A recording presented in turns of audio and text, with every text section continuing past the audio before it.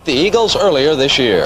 And live, this is sold-out Atlanta Fulton County Stadium, where a Falcon team some say is the best in the NFL right now, tries to clinch its first ever NFC West title against a rebounding 49ers squad that upset New England 2 weeks ago. Atlanta's coach is saying today's game may be the biggest in the history of the franchise. That's not the way they were talking in Atlanta in Week 15 last season, but it's the world turned upside down in the NFL this year. We'll show you why. A year ago, they were galloping to the Super Bowl, but this season, the Pittsburgh Steelers will need help from other teams just to make the playoffs. The Steelers swoon, retirement rumors. It's all part of the crazy quilt pattern this season. I talked about it with Terry Bradshaw, and it's all coming at you on the NFL Today.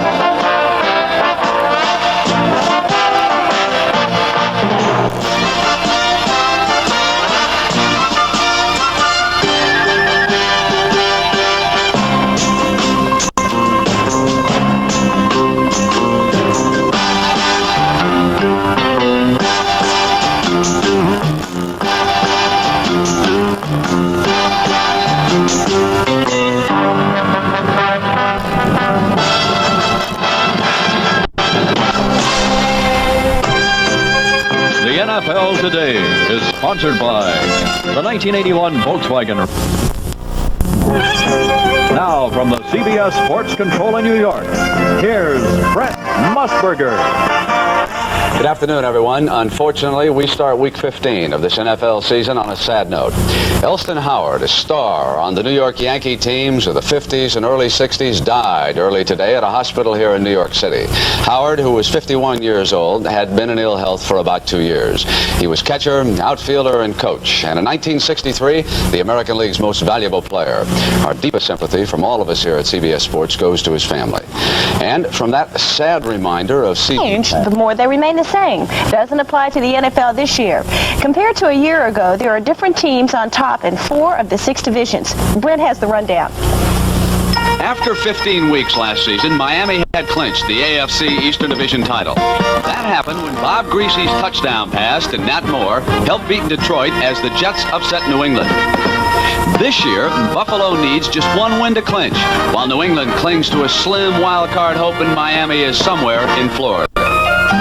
Now, last year in the AFC Central, Pittsburgh and Houston were wild card cinches, and Cleveland had hopes. Pittsburgh and Houston met in Week 15, and this touchdown blast by the Oilers' Rob Carpenter gave Houston a 20-17 win, although the Steelers came back to win the division title the next week.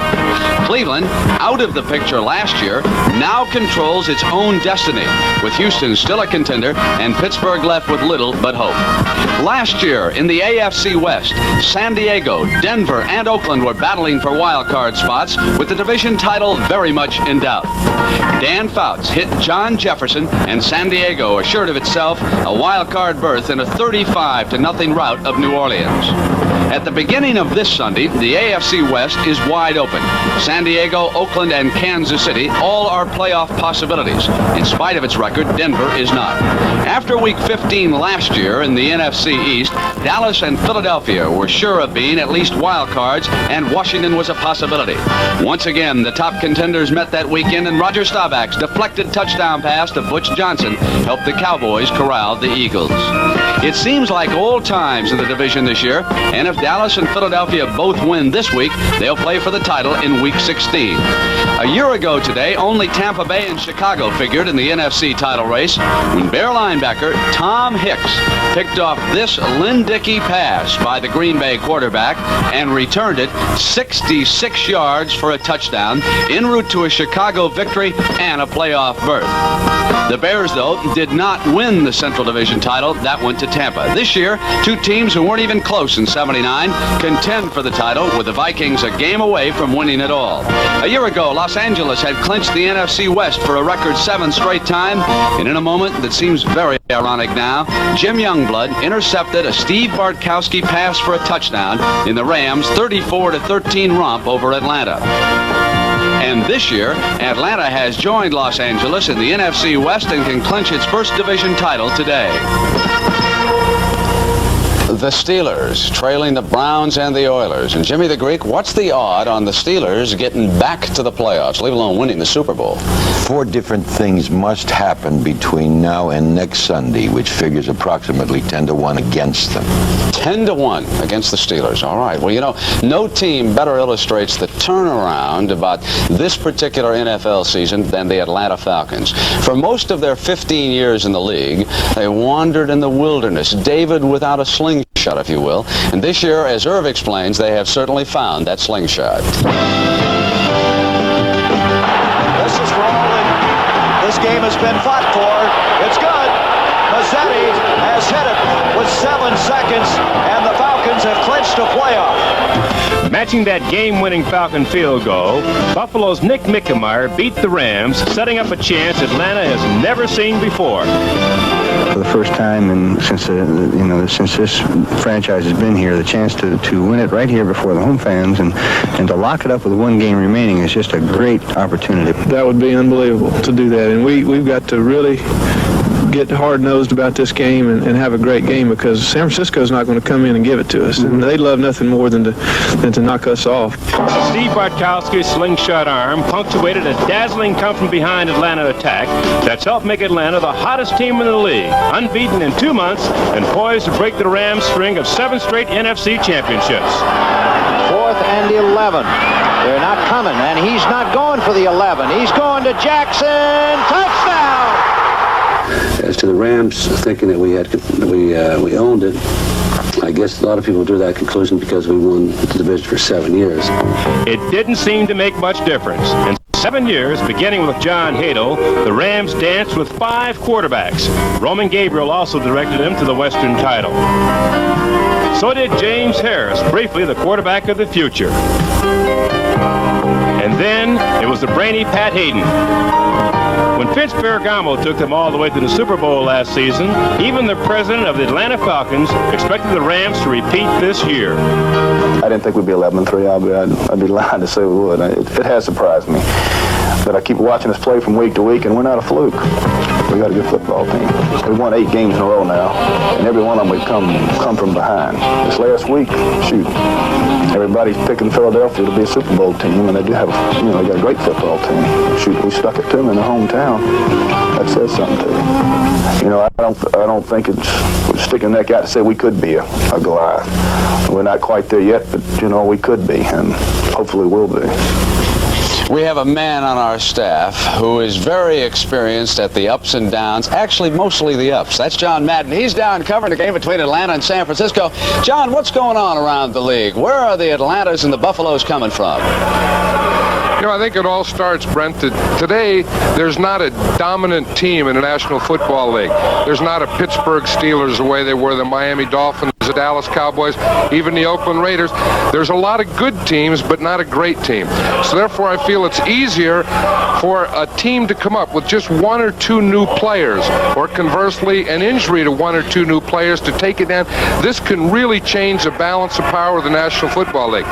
Commissioner Pete Rozelle wanted parity. He has parity. Will there be great teams again, John? Is that era over for good, or will we have another dynasty surfacing? I don't think that we'll have another dynasty surface, because with the new scheduling formula, the drafting, the rules where it's easier to pass, it's easier to get players to do these types of things, I don't think we're going to see the wide gaps between teams that we have in the past. All right, John, thank you very much. Have a good day.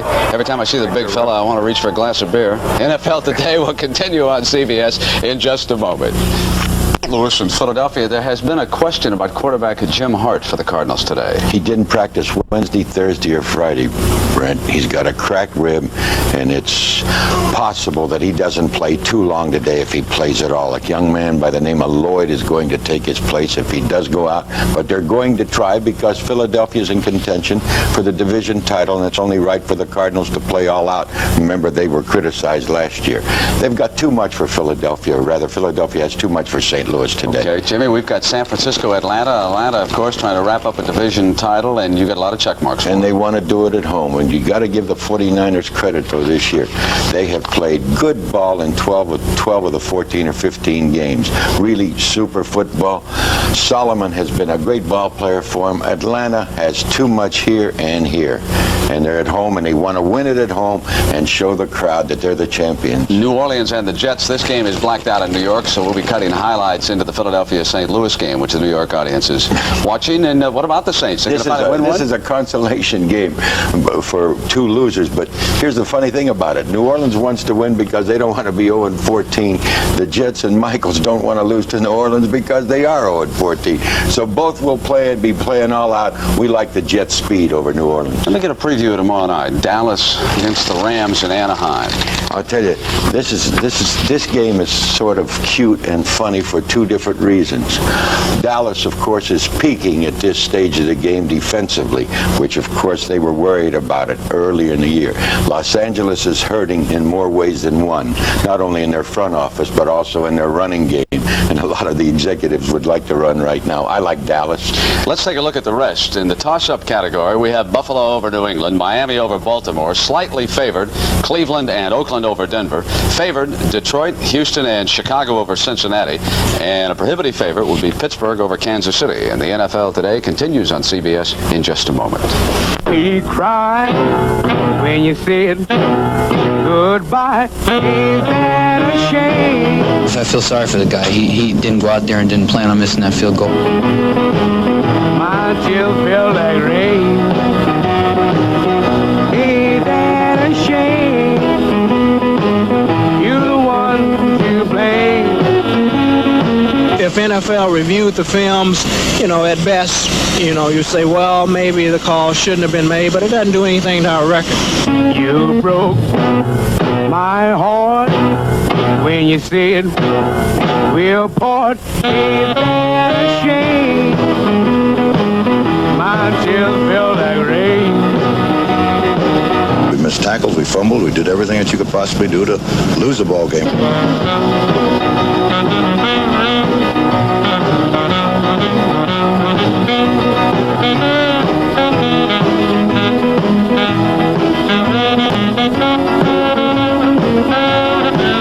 I look at it from a player standpoint. I don't have any answers, and Coach Nolan doesn't have any answers right now either. Ain't that a shame? You're the one to blame. We still have 2 more games to go, so maybe we get a 500 season out of it.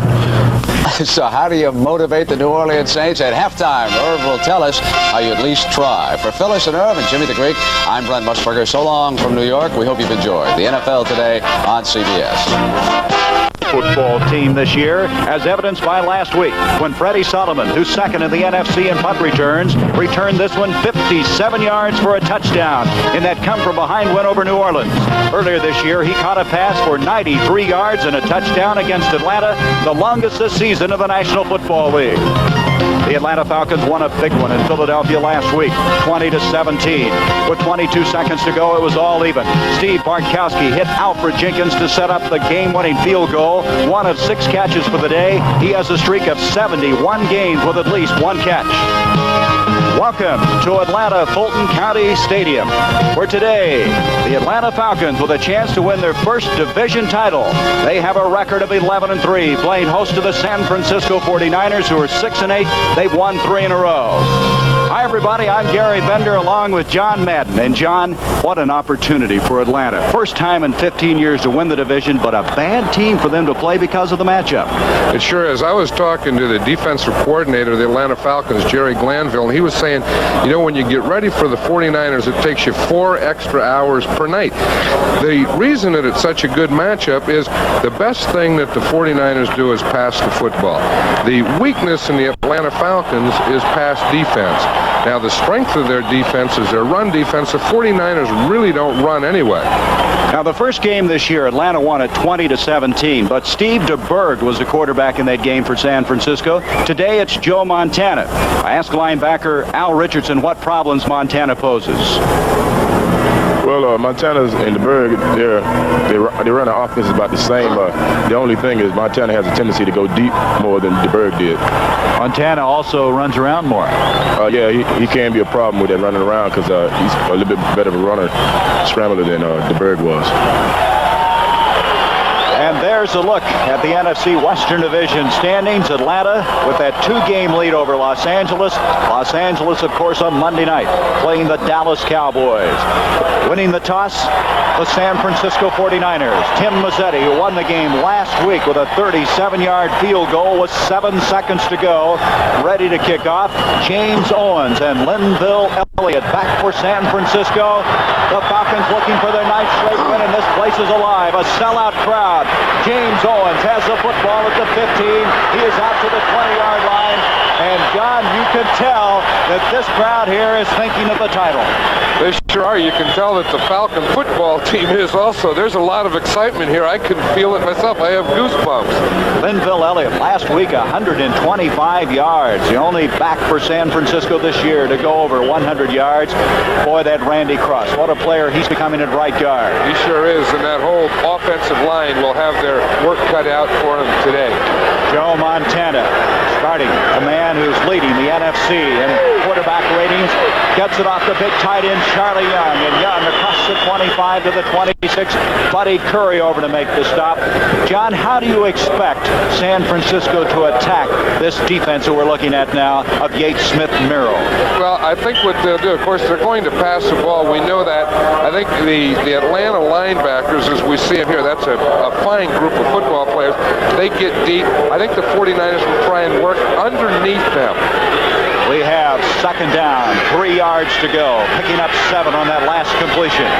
Montana out of Notre Dame, his second year. On the 2nd and 3. He dumps it off to Earl Cooper, the big rookie from Rice, and he's not going to get the first down. You saw the swarming tackling by Atlanta. Bob Glazebrook, the strong safety, the first to get there. For Cooper, that's his 74th catch of the year. He's already set a rookie record. Right, and of course on this play, as we watch again here, Joe Montana really didn't want to go to Cooper. He was looking downfield to Freddie Solomon. He had good coverage. He had to come off to Cooper. And look at that swarming defense of the Atlanta Falcons. They get a whole bunch of people there to the ball. And that's with enthusiasm. You see the red in this crowd. Everyone has to wear red today. There's Atlanta fever here today. They think they can win their first division title today. Back to throw, Montana on 3rd down, intended for Cooper. And that'll bring up a kicking situation. That was Buddy Curry again, the rookie. Number 50 out of North Carolina. Many people feel he'll be the defensive rookie of the year. He had an interception last week. He has 3 for the year. I tell you, he very well could be the defensive rookie of the year, but his counterpart, Al Richardson, who plays outside of him, could give him a go at that too. Yes, sir. Richardson with 7 interceptions. Back to kick is Jim Miller. Miller is 7th in the NFC with a 40.7 average. The leading punt returner a year ago, or I should say a week ago, Kenny Johnson, now number 2 in that department, brings it out to the 42-yard line. Johnson out of Mississippi State, a rookie, eventually dropped by Ricky Patton, a 44-yard punt that time by Miller, a 10-yard return, and Atlanta will set it up offensively like this. And what a 1-2 punch of Andrews and Kane. I think that they're the 2 best running backs in the National Football League. And up front, Mike Ken, we watched him on film, John. He is so impressive. Did a great job last week against the Philadelphia Eagles. From the 42-yard line, Atlanta with their first offensive opportunity just underway. Markowski on a delay. Off to Kane. And Kane is going to get to the 45, a gain of 3, and Dan Bunz. Now here's a man who's really come on in the last few weeks. As you look at this defense, Stuckey, the rookie, who has 7.5 sacks. Brees has really come on. But I want to mention this Bunz, who is in his 3rd year. They blitzed him more, John. It's made him a better football player. That's what Bill Walsh was saying yesterday, that he probably blitzes close to half the time now, and he said he's much better as a blitzer than he is as a reading linebacker. 2nd down and 7. Bartkowski with protection has his big tight end, Junior Miller. Miller struggling, trying to get the first down. Bobby Leopold over there. Also Keena Turner. Turner starting in place of the injured Willie Harper. There is Miller. Miller now with 39 catches this year. Well, watch this again. Again, it starts with good pass protection. He just brings Junior Miller across underneath the linebackers, and he's something to bring down. It takes about 4 or 5 of those guys to get that big Junior Miller down.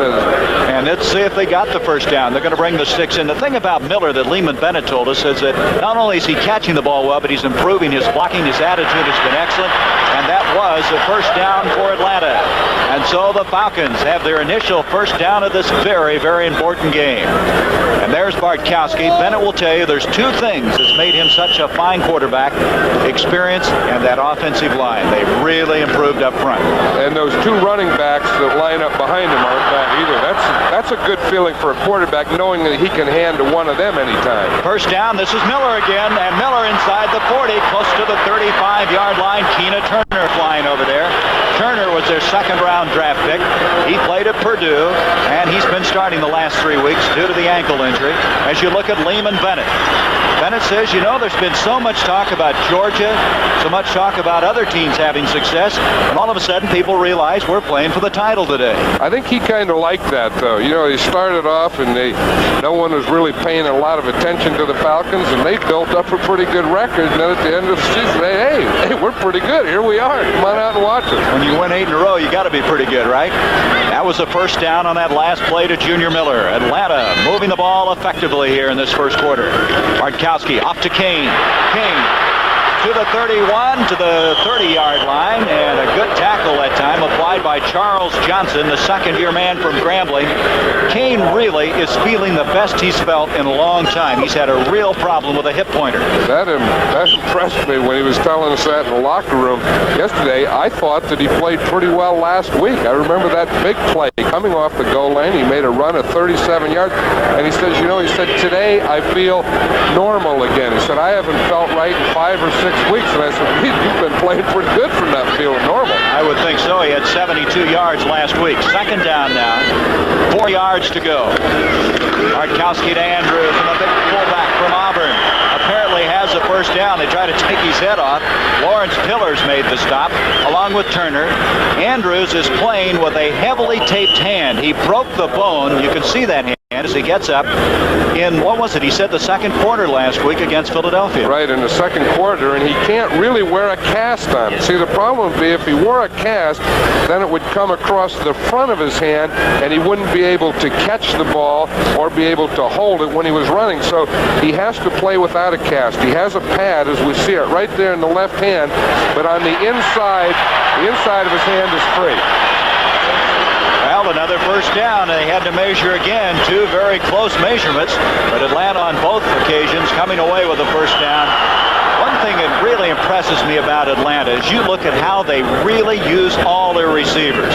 Francis came in here with 49 catches, Jenkins with 51, Miller now with 39, and Andrews with 42. The addition of Junior Miller was a great addition to this team. First down, the ball at the 26-yard line. Bartkowski. Made by Wallace Francis. Francis has it on a 1st and goal inside the 5. Ricky Churchman defending on the play, and Wallace Francis, who last year was the most valuable player on this team, has the grab. There he is. He's been the most optimistic player on this team all year long. I'll tell you, we watched him work on this pattern. It's what we call a post corner. He starts in like he's going to the post, goes back out to the corner. He was working on this yesterday. One of the players was kidding Wallace Francis and said, you better get a new move. That one's getting old, but it's not old to him. Boy, I tell you, it works. You stay with it. 1st and goal at the 4-yard line. Francis, who last week had a big touchdown catch against Philadelphia. Here's Lynn Kane, a block from Andrews, and he's to the 1. Did you see that block by William Andrews?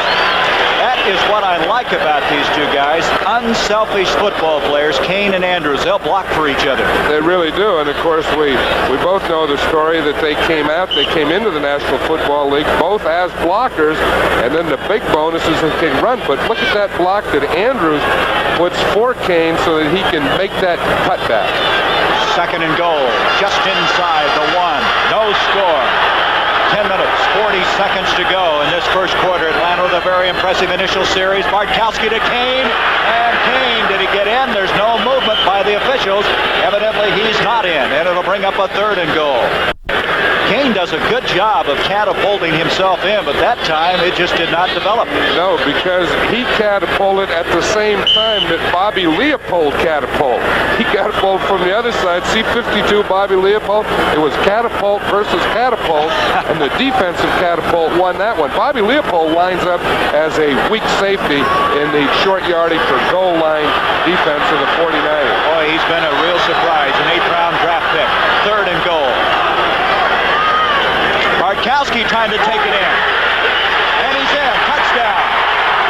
Ball loose, but he made it in. He broke the plane. He really paid for it. But Bartkowski able to get across. And Atlanta has taken 6-0. And you can see he's hurting on that play. He looks like he may be limping. You know, he's had a history of having a bad knee. And I know that he said yesterday that he has to lift weights every day for that knee.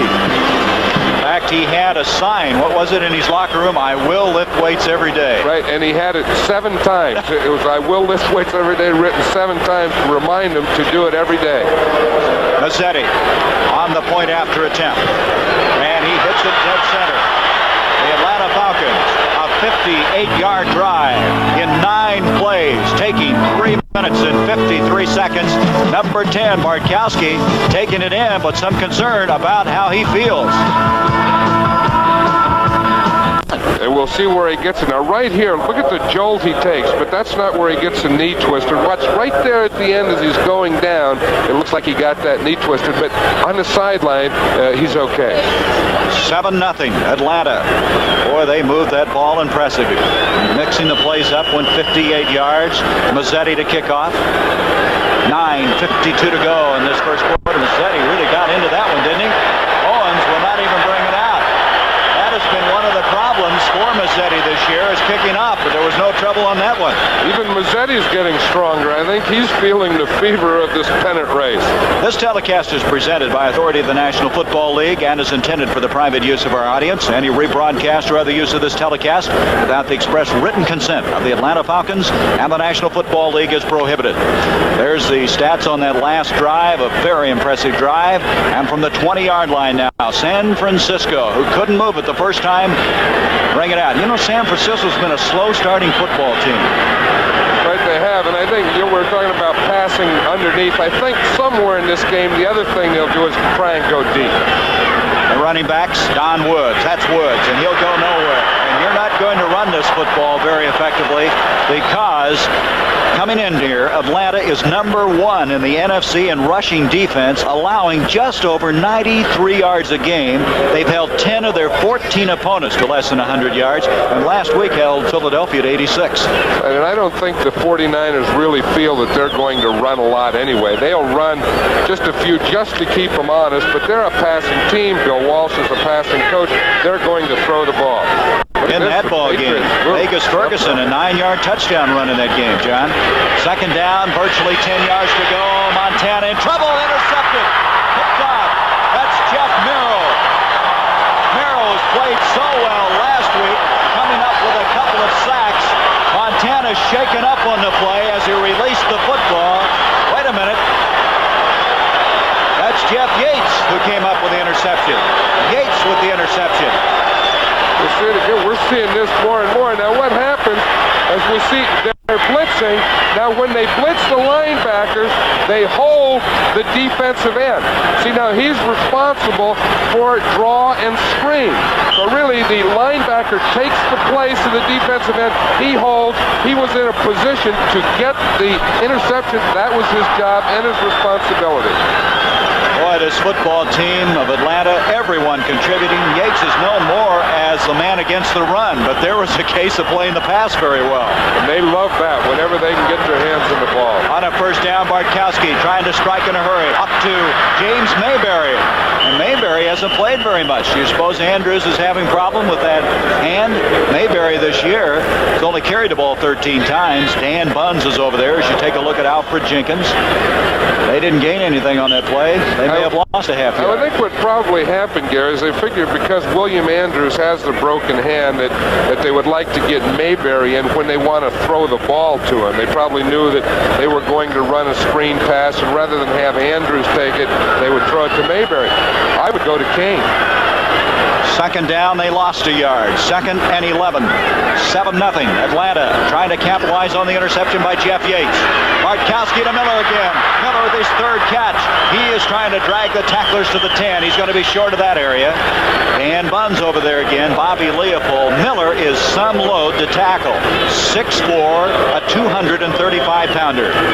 As well, look at this again. I think Steve Bartkowski is trying to go deep. He's looking into the end zone. The 49ers had good coverage deep, so he came back underneath to Junior Miller. Miller with 7 touchdown catches. The club record is 8, which was set last year by Wallace Francis. Look at the stats on this man. 26 touchdowns. As we now have 3rd down and 6. Bartkowski looking deep. Now he's going to get it off to Kane instead. Kane hemmed in. Look at the job by Len Kane. He's going to get to the 16 and finally drop Ricky Churchman flying up there. Kane is so difficult to bring down. He's one of these guys that just seems to shed tacklers. But that time, San Francisco defensed it very well, and that means a field goal attempt now by Tim Mazzetti. You know, the one thing that really didn't impress me on that drive is the fact that the Falcons didn't go into the end zone on one play. They threw 3 short passes, and you'd think at least one of those should be directed into the end zone. Earl Campbell scored in that Houston game. They missed the point after. This is going to be a 35-yard field goal attempt. Mazzetti this year has hit 18 of 24. It's on the way, and no. Mazzetti, who hit the big one last week. In fact, he hit 2 big ones in that win. Doesn't come away with a field goal. And Atlanta still with a 7-0 lead. 6:40 to go, first quarter. The year with 3 wins, then lost 8 in a row. Now won 3 in a row again. Boy, he has to breathe a sigh of relief after that missed field goal. Mazzetti hooked it left. Usually, Johnny kicks him right if he has any problems. An end around reverse. Solomon still on his feet, out across to the 20 and to the 24, and I don't know how he averted a loss way back inside the 10-yard line. Solomon, an exciting football player. In fact, they feel he's their best candidate for the Pro Bowl this year. So he averts what would have been a long loss on that play. There's that 93-yarder we talked about at the top of the show. He had a 57-yard punt return last week for a touchdown. He had a 53-yarder against Tampa Bay. Terry Bradshaw hit Lynn Swan, 9 yards. And that's the difference in that game. 2nd down, 6. This time, 2 receivers split to the top and 1 to the bottom. So they have 3 wideouts on this game as Dwight Clark comes into motion. Montana scrambling around. He got away from Jeff Yates, and he has Dwight Clark. And Clark with a first down catch at the 43. And, John, that's a dimension that San Francisco did not have with Steve DeBerg. That's the thing, and Bill Walsh was saying that's why Joe Montana is playing, and that's really why he likes Joe Montana, because he's not going to always get the great pass protection. Sometimes a quarterback has to move to get away from it, to make something happen on his own, and that's what Joe Montana can do and just did on that last play. 19-yard pickup on the play. Dwight Clark, what a year he's having. He now has 70 catches. 1 more and he'll tie for the 2nd high all-time for San Francisco. Clifton McNeil at 71. So they get some breathing room to the 42-yard line. This is Linville Elliott. Elliott to the 40. 45, stays on his feet to the 46. What a game he had last week, 125 yards. Bob Glazebrook. There's Steve DeBerg now. He's signaling in the play after getting the information from Coach Bill Walsh. That's right. That's some kind of signal, isn't it? Though? You think you could steal that one? What he does is Bill Walsh likes to keep his backup quarterback in the game, and he figures a way to do it is let him signal to the quarterback who's in the game. So he gives the play to Steve DeBerg, who signals the play in to Joe Montana. Montana, who suffered the interception, but able to weather that, not giving up any points. On the move now, throwing deep. Solomon down here. Rollin Lawrence defending it very well. Rollin Lawrence had it covered. The crowd here feeling that Lawrence had been pushed by Freddie Solomon. Let's look at it and see what happened. This is one of the things that the 49ers feel that they can do. The Atlanta corners like to get about 15 or 17 yards and sit, so they would like to run an out and up on him. Now here, Rollin Lawrence didn't sit at all, and he was just going for the ball. I don't think there was anything there. Freddie Solomon with 41 catches this year. He's below last year's output, but in the estimation of Bill Walsh, a better football player, more disciplined. Right, and in the estimation of the Atlanta Falcons, they feel that he's the man that they have to defend today. On a third down, and 8 yards to go. He's able to complete it, and that would be a first down. The catch made, and a late hit possibly. We have a flag at the 47-yard line.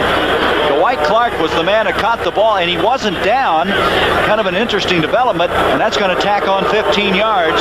And now San Francisco really has good field position. Ryan Sipe hit Calvin Hill, 18-yard touchdown pass. The Browns leading the Vikings. Saints leading the Jets. Archie Manning to Jack Holmes, 14 yards. Evidently, our mic not working right now. Referee Jim Tunney indicating the personal foul, moving the ball to the 30, so they picked up a lot of yardage on that play.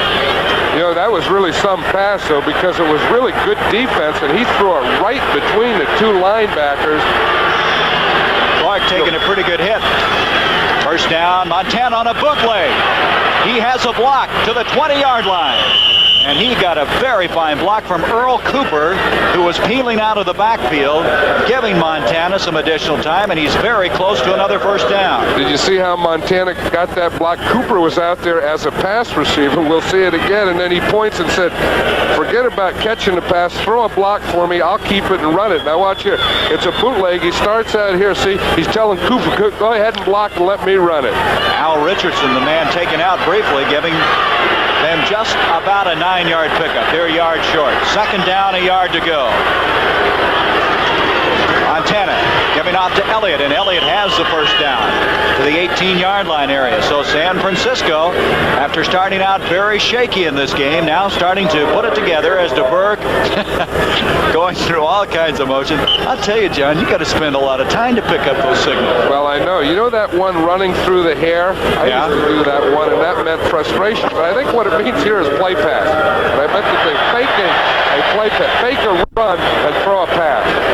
That personal foul, by the way, a while ago was against Pridemore, which tacked on the 15 yards after the completion by Dwight Clark. First down now at the 18-yard line. Montana. Right across the middle, the catch made. That's James Owens, who's really starting to come on his own. They're going to mark the ball at the 15-yard line, a gain of 3. Holton Kuykendall made the stop. Owens has had all kinds of injury trouble, but John, they really like this guy. They think he's just coming into his own. Well, they know that he's a threat anytime that he gets his hands on the ball because he really has great speed. Last year, they tried him as a wide receiver. They tried him as a running back. They even tried him as a defensive back. Now they're keeping him a wide receiver. Second down, about 7 yards to go. In motion, Solomon. Wilson Famuina checked in defensively for Atlanta. The pass complete. They're going to be 3 yards short of the first down. Kuykendall with the tackle on Dwight Clark, and Clark is going across the middle. He's really taking some pounding, but he's hanging on to the football. I don't think that bothers Dwight Clark at all. You wonder about those people sometimes that enjoy coming into that middle, and I think that he does. I was talking to him yesterday. You know, he had that 71-yard catch last week for a touchdown. I said, you ever catch one that far before? And he said, one time at Clemson, he went 63 yards, but he said the two receivers or defenders ran into each other, knocked each other out, and I ran the rest of the distance. Third down, and still 4 yards to go. Montana's going to run it, and did he get the first down? Very close. Depends on which foot that official puts down there. It looks like he's putting his left foot down. If it is, it could be a first down. The old famous left foot, right foot job, and let's see, they're very close. They need to make it inside to the 7.5 for first and goal. See Don Smith coming in. They apparently are short, and it'll bring up fourth down. Let's look again at the play. You know, that's a tough thing. If Joe Montana here were a running back, you would tell him, now look, at the end of this run, you have to finish it off. You have to pick up that thing. He's not a running back. You don't want your quarterback to finish it off, and that was a difference. Big play, fourth down. Glazebrook made the stop, fourth down, less than a yard to go. Elliott, I don't think he did it. I don't believe he got it. Atlanta, who's number 1 in the NFC against the rush. That was Colton Kuykendall who led the charge, number 54.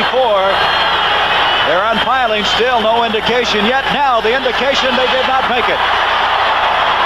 That's right, they didn't make it. That was great defense by the Atlanta Falcons. But, you know, again, it makes you wonder why, you know, both teams have gotten down in striking distance, and there's been 6 shots and not one has been in the end zone. Well, this early in the game, would it have been advisable to kick the field goal also, even though they had a fourth and a matter of inches to go? On a 4th and 1, they couldn't get it. 11 plays in that drive. There's William Andrews back in the lineup. Went out briefly, and John probably pointed why, because of a passing situation. They may get him out of there today, but Andrews running now.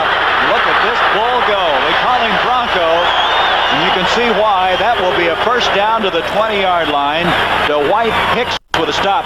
Andrews leads the NFC in average per carry. He has a 5-point per average carry. That's the amazing thing. You know, he gets the ball a lot. He has over 1,000 yards, but he still averages 5-point yards per carry. But now, he gets those shoulders square. He gets turned up field. They call him, what, Bronco, you say? Yeah. Yeah, but he's not your big Bronco, though. You know, he only weighs 196 pounds. That's amazing. He's not the quarter horse type. From the 20-yard line, Alfred Jackson in. He's in motion. Number 85, Bartkowski with the first down, setting up the screen, complete. And there's a man who we just mentioned earlier might not come in for a passing situation. There's a flag as he has the first down out to the 31. A flag thrown in the vicinity of the 25. So Andrews not letting that taped hand bother him at all on that play. Kind of indicating that we're going to have a penalty against Atlanta. Going to be holding. Andrews had 42 catches coming into this game. Just a complete football player.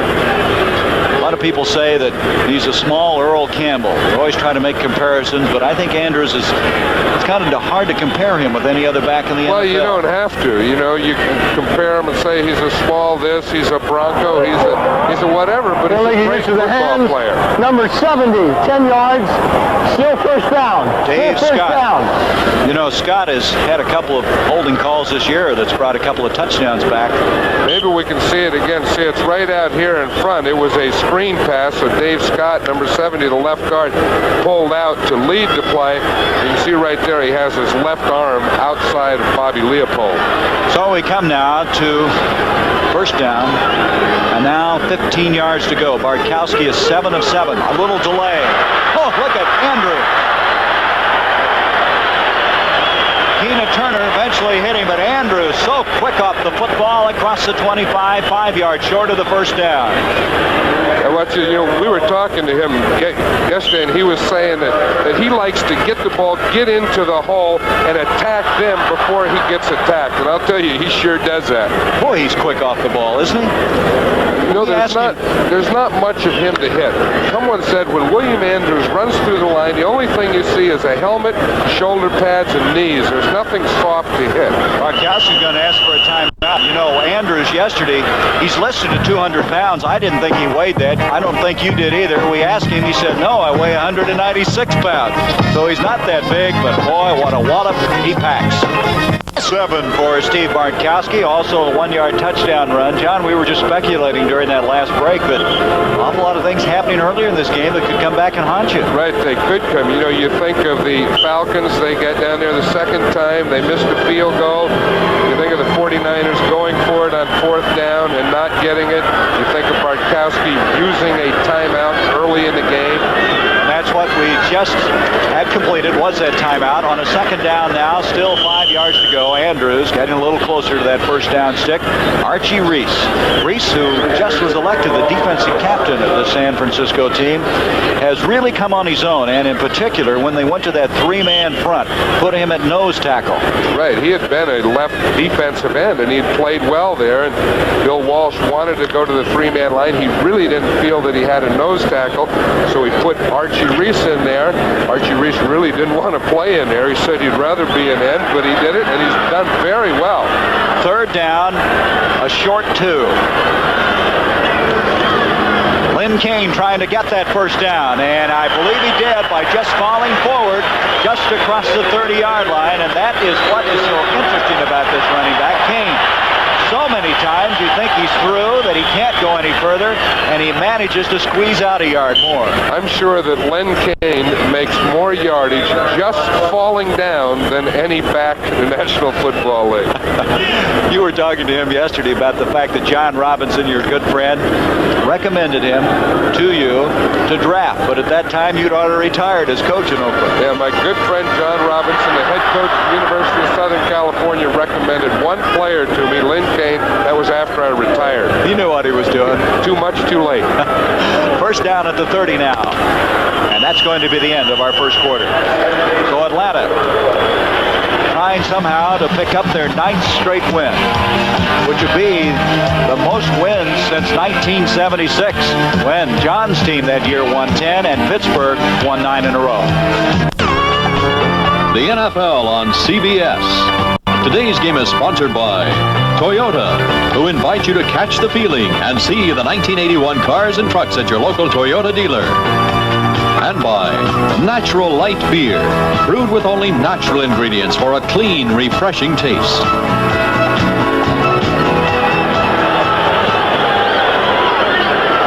I'm Gary Bender with John Madden. We start the 2nd quarter of play. 1st down for Atlanta at their own 30. They have a 7-0 lead.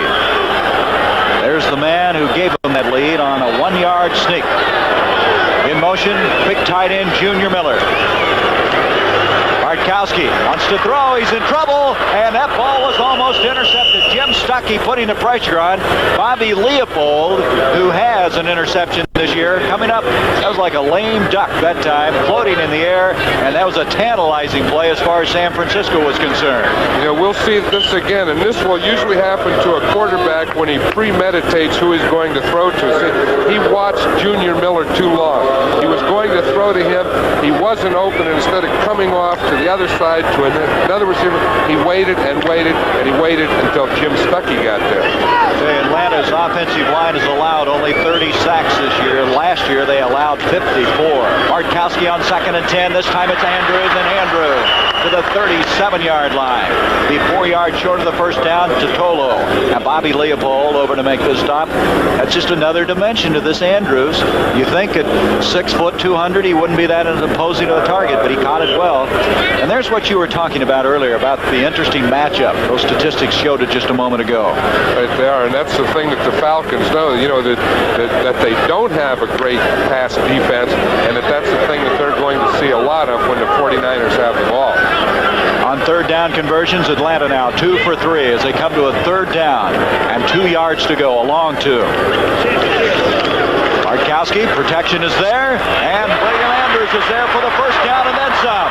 Andrews to the 49-yard line, just bouncing off of people. Ricky Churchman, who had 2 interceptions interceptions in a game earlier this year in that big upset against New England. Over to make the tackle. Churchman, a real enforcer in that backfield. He flies around, but Andrews that time made him pay for that tackle. You know, you hate to keep talking about one player all the time, but hey, I'm really impressed with this guy as a person, too. You know, he's really a nice guy. And really, if he doesn't make the Pro Bowl, then you have to check the people that vote for that. I mean, he's really a deserving Pro Bowl player. I'm convinced. And here he goes again. Oh, what a collision at the 30. Check that, the 43-yard line. Charles Cornelius ran into him and may think better of it the next time. You know, we'll watch this again. Now watch the left tackle, Mike Ken there, the block that he gets. He drives into Lawrence Pillars, gets him going back, turns him to the outside, and allows Andrews to get through that hole. Now, we're talking about Pro Bowl players. I can see that Mike Ken, number 78, the left tackle, is one of the best tackles in this league. We watched him in that game against Philadelphia. He really gave Carl Hairston fits last week. Hairston has just been an imposing figure all year long. On a second down, one. Lynn Kane this time, and Kane stays on his feet. Kane's all the way inside the 30-yard line. Dwight Hicks making the stop, and Kane with a different style, but just as effective in many ways as his counterpart, Andrews. And that'll be another first down. And his counterpart threw a block for him again on this play, and he's coming out of the game after that. Now watch Andrews at the top of the screen. The guard pulls. Andrews there. Watch that block that he gets right there. He turns out. He gets past Churchman up for the first down. Look, now he falls. He probably falls for more yardage than any back in this league. Andrews is out. Look at him. He's checking his helmet after that last tackle. Or I should say last block. First down. Bartkowski back. Up it goes. Oh, Mayberry really hit that time by Keena Turner. Keena Turner, who's getting better and better out of Purdue. He was their second-round draft pick. He was slowed in the preseason with a bad knee. He comes out of the same high school in Chicago as Dick Butkus. I don't know if that helps you make a better football player, but Butkus wasn't too shabby. Oh, yeah, he was a great player, but I don't think that helps him anyway. But I can see that the linebacker types are going to the Keena Turners, the Bobby Leopold. We talked about the Atlanta linebackers, Al Richardson, Joe Williams. The smaller, quicker, faster type player. Loss of 4, second and 14. 7-0, Atlanta. Bartkowski. Jenkins, did he get it? He did. What a catch. Alfred Jenkins has extended his streak now to 72 games with at least one catch. Charles Johnson defending on it. Boy, you watch this footwork. I have no idea how that ball got through there, and I'm sure Charles Johnson, number 44, is saying the same thing to him. Watch him. He has good coverage. He's right there. Now watch, the ball just gets right through him. I have no idea how that ball got past Charles Johnson. There's that streak that we were talking about. I think that's great concentration because his field of view really had to be impeded at that time. That was a great throw by Steve Bartkowski. First down, 15-yard line. The Falcons, very impressive. Bartkowski off to Kane. Kane to the 10. Kane to the 9. Lynn Kane with a 5-yard pickup. Jimmy Webb out of Mississippi over to make the stop along with Ray Rose. Lynn Kane was saying yesterday that he finally feels good for the first time in 6 weeks, and he said, I hope I can show it tomorrow. Well, you are, Lynn. I believe you. Look at this guy. He just never stops. He's never stops. A little shaken up. Going. He is a little shaken right now. Have a man down for San Francisco. A timeout. We'll be back in a moment. Keena Turner was hurt on this last play, John. Let's reconstruct it and see what happened. I'll tell you, the one thing that we show with the circle there is a block of William Andrews, and that's the unselfish thing that you talked about. We know that every running back in any form of football loves to carry the ball. Now, they don't always block as well as they should, or they don't always remember who they're supposed to block, but to see that type of thing, that both of these running backs, we see William Andrews there, when he doesn't have the ball, and Lynn Kane, when he doesn't have the ball, the job of blocking that they do for each other is amazing. Did you see on that replay as one of his own teammates that hit him with a fist or arm as he was coming across? But, we seem to see more and more of that this year, don't we? That the injuries are oftentimes caused by collisions with their own players. So Turner up now, being steadied a little bit. He'll go off. There you can see it. Now watch one of his own teammates flying across on this tackle right there. That's Jimmy Webb. That would have done well in the boxing ring, wouldn't it? I know it. It's a heck of a thing, your own teammate. Craig Pookie now has come in, a rookie from Tennessee, number 54, replacing Turner. He was a third-round pick. And so it's second down. 4, just inside the 10. Crowd starting to get on their feet here. Boy, there's electricity, and there's Kane, and he's going nowhere. Excellent reaction by Dwight Hicks, the free safety.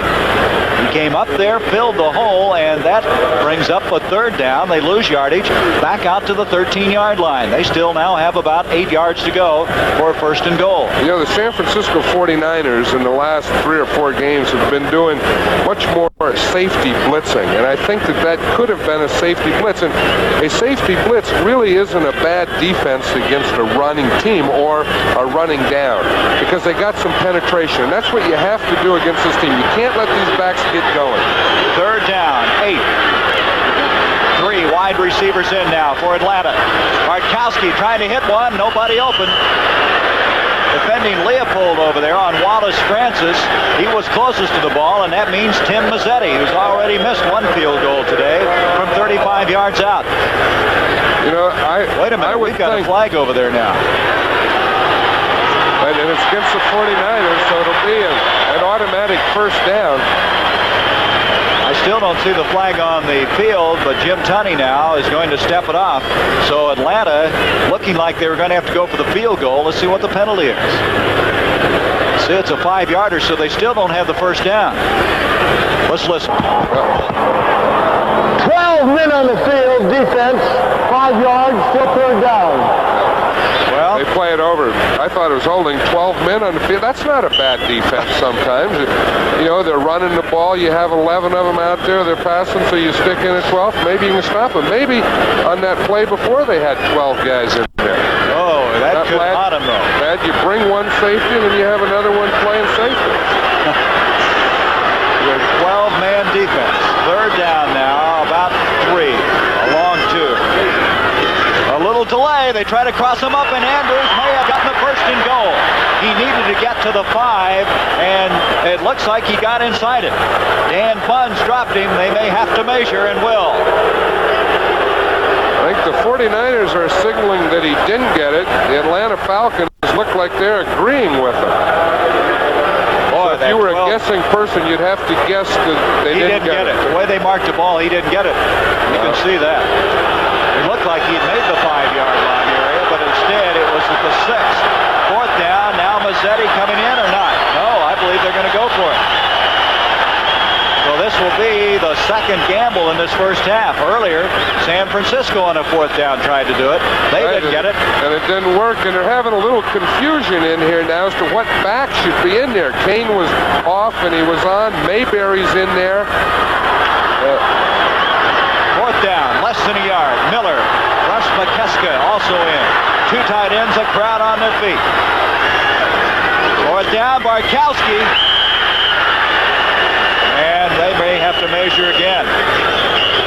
San Francisco jumping around. They think they've held. But the officials have some ball placement coming up here that's very, very important in this football game. There's Walsh. Look at him. He's hoping for the best. Well, you know what he's saying? Let me have the ball. I want the ball. Bill Walsh doesn't like that defense.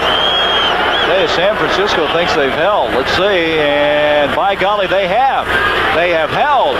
So both of these teams on fourth downs have not been able to come away with it. And again, I pose the question, John, should you kick field goals this early in the game? Well, of course, it's easy to say after the fact. I know the fans wanted them to go for it. They went for it. Now the fans are booing, and those are one of the things that you have to live with. this series. 49ers with the advantage. But you can see Atlanta's had their way since 1975, including that 20-17 win, which, by the way, ended San Francisco's winning streak earlier in the year. The 49ers were 3-0. And so Montana now in a precarious situation. His team has the ball just across the 5. Both teams have failed on 4th and less than a yard to take it on in. There's some things that have happened early in this game that may come back to haunt either or both of these teams. Solomon in motion. Montana to Cooper. Cooper out to the 10, and he's out to the 15, and that's close to a first down, and that's the kind of operating room that Montana needs. Cooper is one of those guys, John, we saw him earlier this year, go 66 yards down the sideline, kind of sneaky fast on that far side. He is, you know, and he's a threat. He's not only can run the ball some, but he's a real good pass receiver, and when he gets the ball, he knows what to do with it. He'll get that thing upfield. Well, they were talking about him having the rookie blues, attributed to the long schedule. Buddy Curry said the same thing, the young rookie linebacker for Atlanta. That's what happened.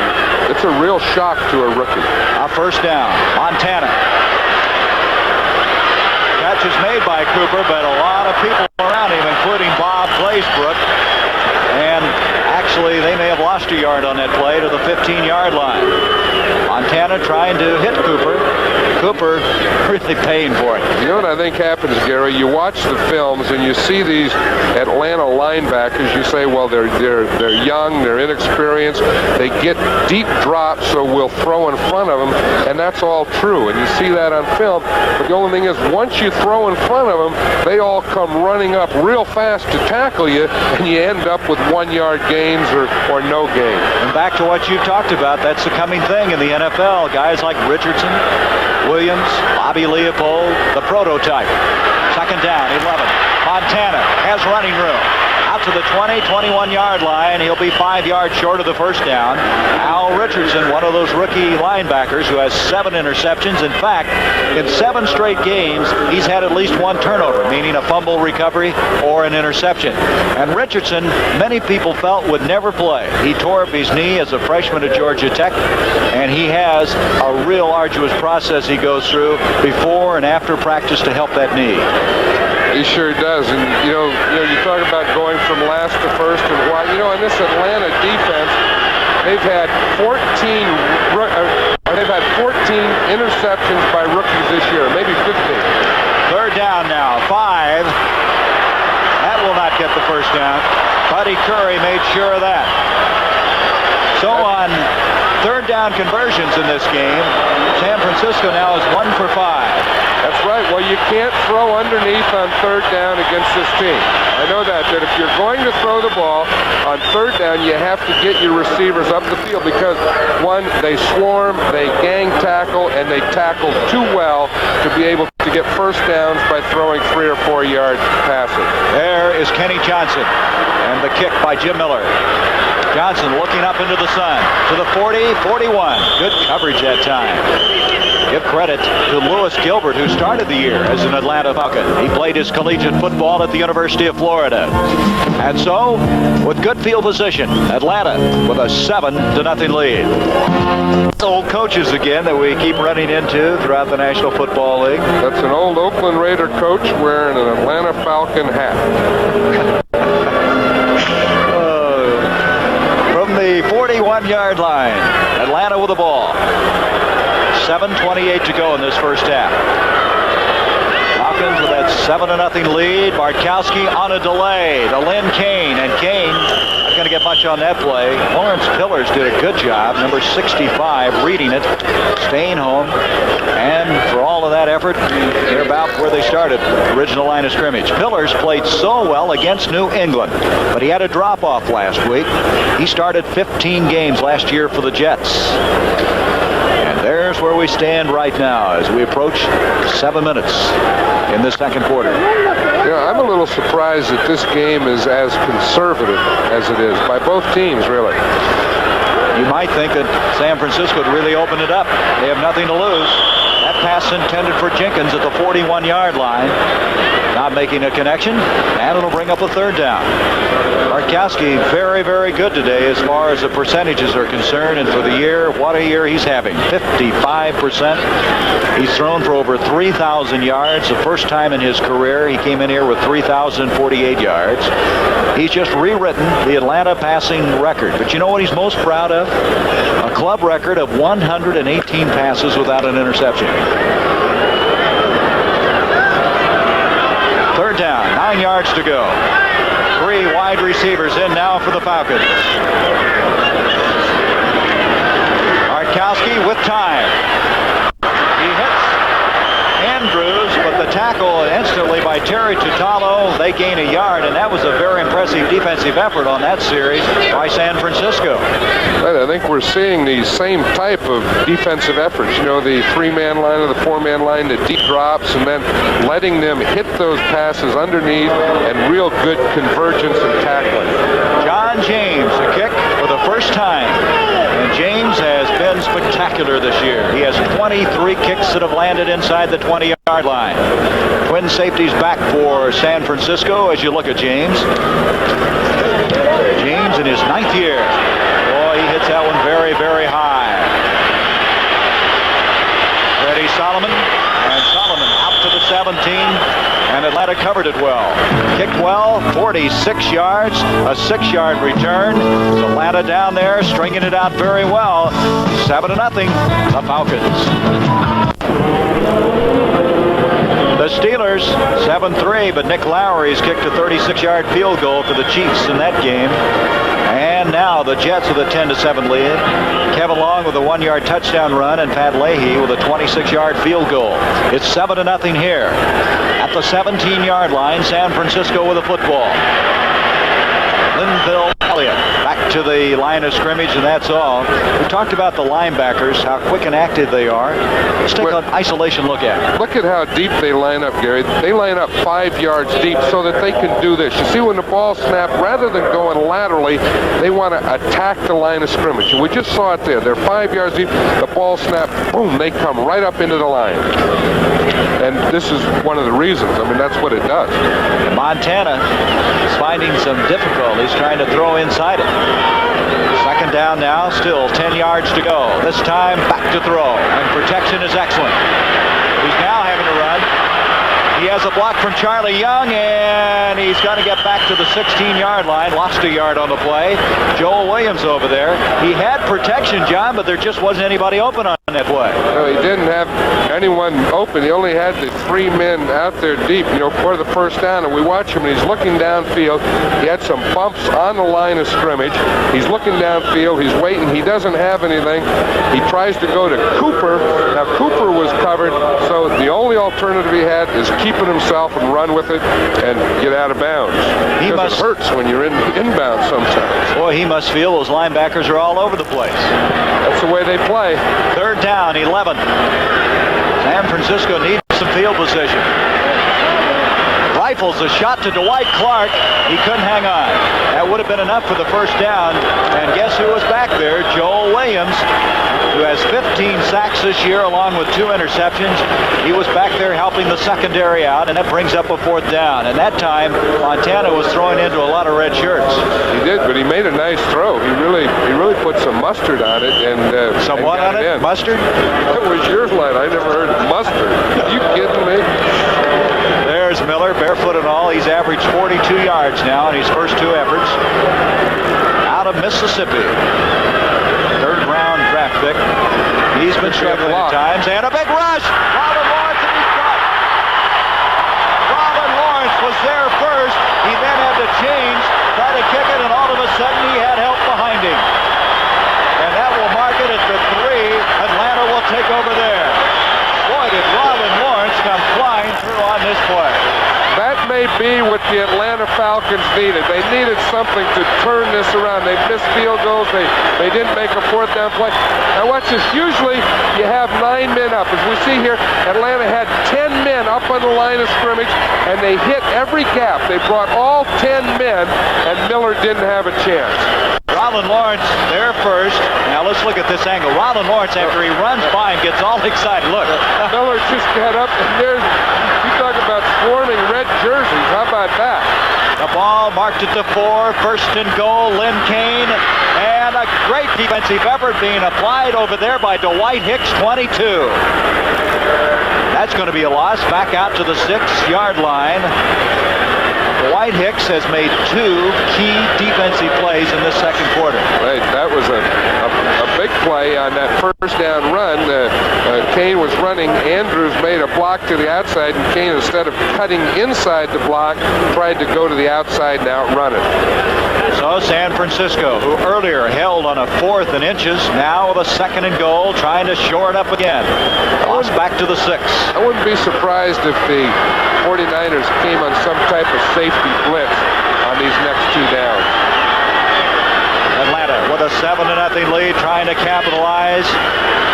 Bartkowski in trouble, and an excellent effort by Stuckey and Lawrence Pillars. And you have to really give San Francisco a lot of credit. I'll tell you, they did an outstanding job of coverage in the end zone. They were trying to run crossing patterns. Now, when you run crossing patterns, it takes a little longer to develop because they not only have to get their depth, but then they have to run all the way across the field. As Bartkowski was waiting, his protection broke down. Bartkowski able to scramble a little bit, but still Stuckey and Pillars stayed with him. Well, that Stuckey is really coming on. He's going to have some surgery in the off-season on an ankle. He's playing like he's healthy today. 3rd down, 3 wide receivers. Remember, this is 3rd down and goal. Bartkowski intercepted. Bobby Leopold comes away with it, and San Francisco has the ball at the 15-yard line. Leopold, his 2nd interception of this year, and this is one fine young linebacker, and Bartkowski has to be upset at himself as Atlanta now has lost 2 excellent opportunities deep in the 49ers territory, and each time they come away with no points. Let's look at that last interception. Alfred Jenkins was the intended receiver. Right, and that's who Steve Bartkowski was going for. He saw number 44, Charles Johnson, beat, but he didn't see the linebacker, Bobby Leopold. He was looking downfield. He saw Jenkins. He saw the corner, Charles Johnson, but he didn't see number 52, Bob Leopold, and he threw it right to him. So San Francisco, who's known for their passing offense, has really gotten a remarkable performance from their defense in this first half. Montana going deep. Owens trips and falls. James Owens, Kenny Johnson defending. Johnson had very good coverage on that play as Montana tried somehow to get it deep on him, and that time Atlanta was not fooled at all. Cincinnati with that lead. Pete Johnson, 1-yard touchdown run. Well, that's one of the, 2 times now Montana's really put one down the field. Right, we felt that would be the approach of the 49ers today, that one, they would try and throw underneath the linebackers or in front of the linebackers, and then deep beyond the corners who they feel settle at about 15 or 17 yards. But neither one has really been successful in this first half. 2nd down, 10 from the 15. Montana has to get rid of it. As pressure put on by Williams, he gets it off, and Linville Elliott will bring it out to the 22-yard line. Kenny Johnson pounds him there. Boy, did you see 58, Joel Williams? You can see why he has 15 sacks, because he came pouring back there, and Montana had to get rid of the football. Right, well, of course, it was a screen pass, and the person that would block Williams was the player that was going to catch the screen pass. You see the guard, John Ayers, he starts out in front, so he gets it out to the back, and then, of course, Ayers makes a good block that sprung Elliott for a few more yards. Another 3rd down, and thus far, San Francisco 1 for 6. 3rd and 2. Oh, a little flea flicker. Montana almost intercepted. Tom Pridemore. And Montana looking at his efforts up the field. That flea flicker did not fool Atlanta. Atlanta, John, has really been deep conscious, haven't they? They've gotten that secondary back sure deep. Have, and this is a different type of flea flicker. He hands it to Cooper, who starts into the middle of the line, stops at the line of scrimmage, pitches it back to Joe Montana, and then he was trying to get deep with it. Now, The thing is, it had no effect on the safeties, as we saw Tom Pridemore didn't go for the play. Wonder why. Wonder why that didn't fool him at all. They really were back all the way on that. He wasn't playing run. This is Johnson back. Miller to kick. Miller, I imagine, will try to get this one off in a hurry after the last time. Same block. Boy, he didn't get that away all that quickly, but he has a good kick. At the 35, Kenny Johnson. And look at the white shirts down there. Good coverage again. 42-yard punt that time by Miller, who had a lot of pressure on him after that last one. No yards on the return. And once again, Atlanta will have the football. Bob Farrell was the man who was down there. He is their special teams captain, and you can see why as quickly as he got down on that punt. Well, we'll be there next Saturday, John. Bears and Buccaneers. Your good friend John McKay. Right, in Tampa Bay. Boy, the weather's beautiful here today. It'll be down there next week. 55 degrees at kickoff time. From the 35, first down. Markowski to Junior Miller. And Miller out to the 45, Ray Rhodes, and that should be enough for the first down. Let's see where they mark it. Boy, I like this guy. First round draft pick out of Nebraska. Came in, had some contract squabbles. His wife had some problems with her health, but he's put it all together, and with this organization, and I might add this class organization, he's fitting in very well. First down, just across the 45. Middle to the 50-yard line. Dan Buns. Buns in on a lot of tackles already in this game. This guy was one of 2 first-round draft picks in 1978 for San Francisco. As Kane moves it to the 50, where it'll bring up second down, and still 6 yards to go. We approach the 2-minute warning with 2:22. Scoring came at the 9:52 mark of the first quarter. The first series of the game for Atlanta. Since that time, both teams with excellent opportunities, not able to capitalize.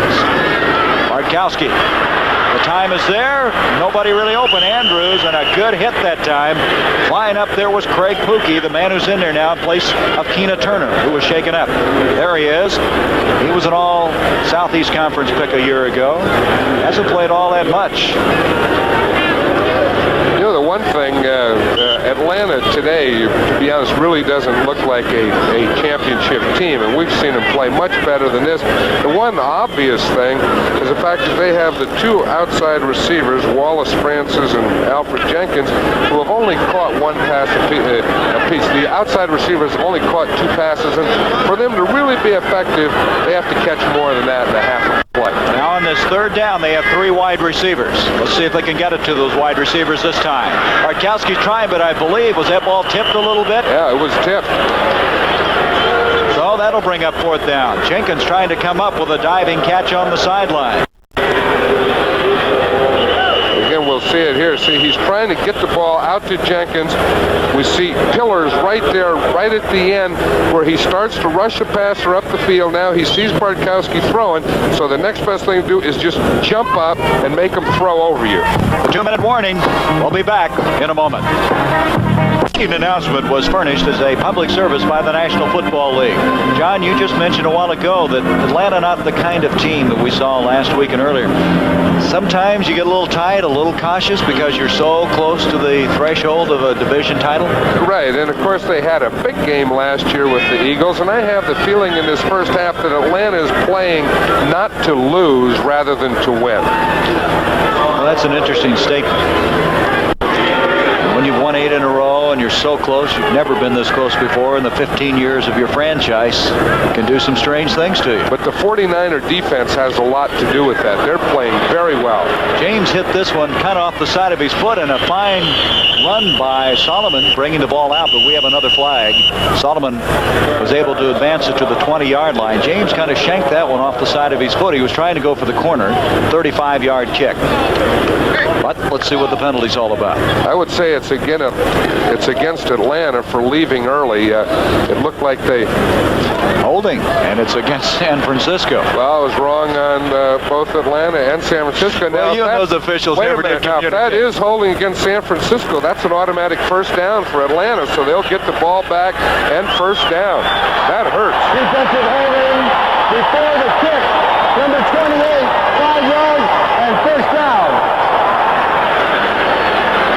Well, Let's see if we can see this.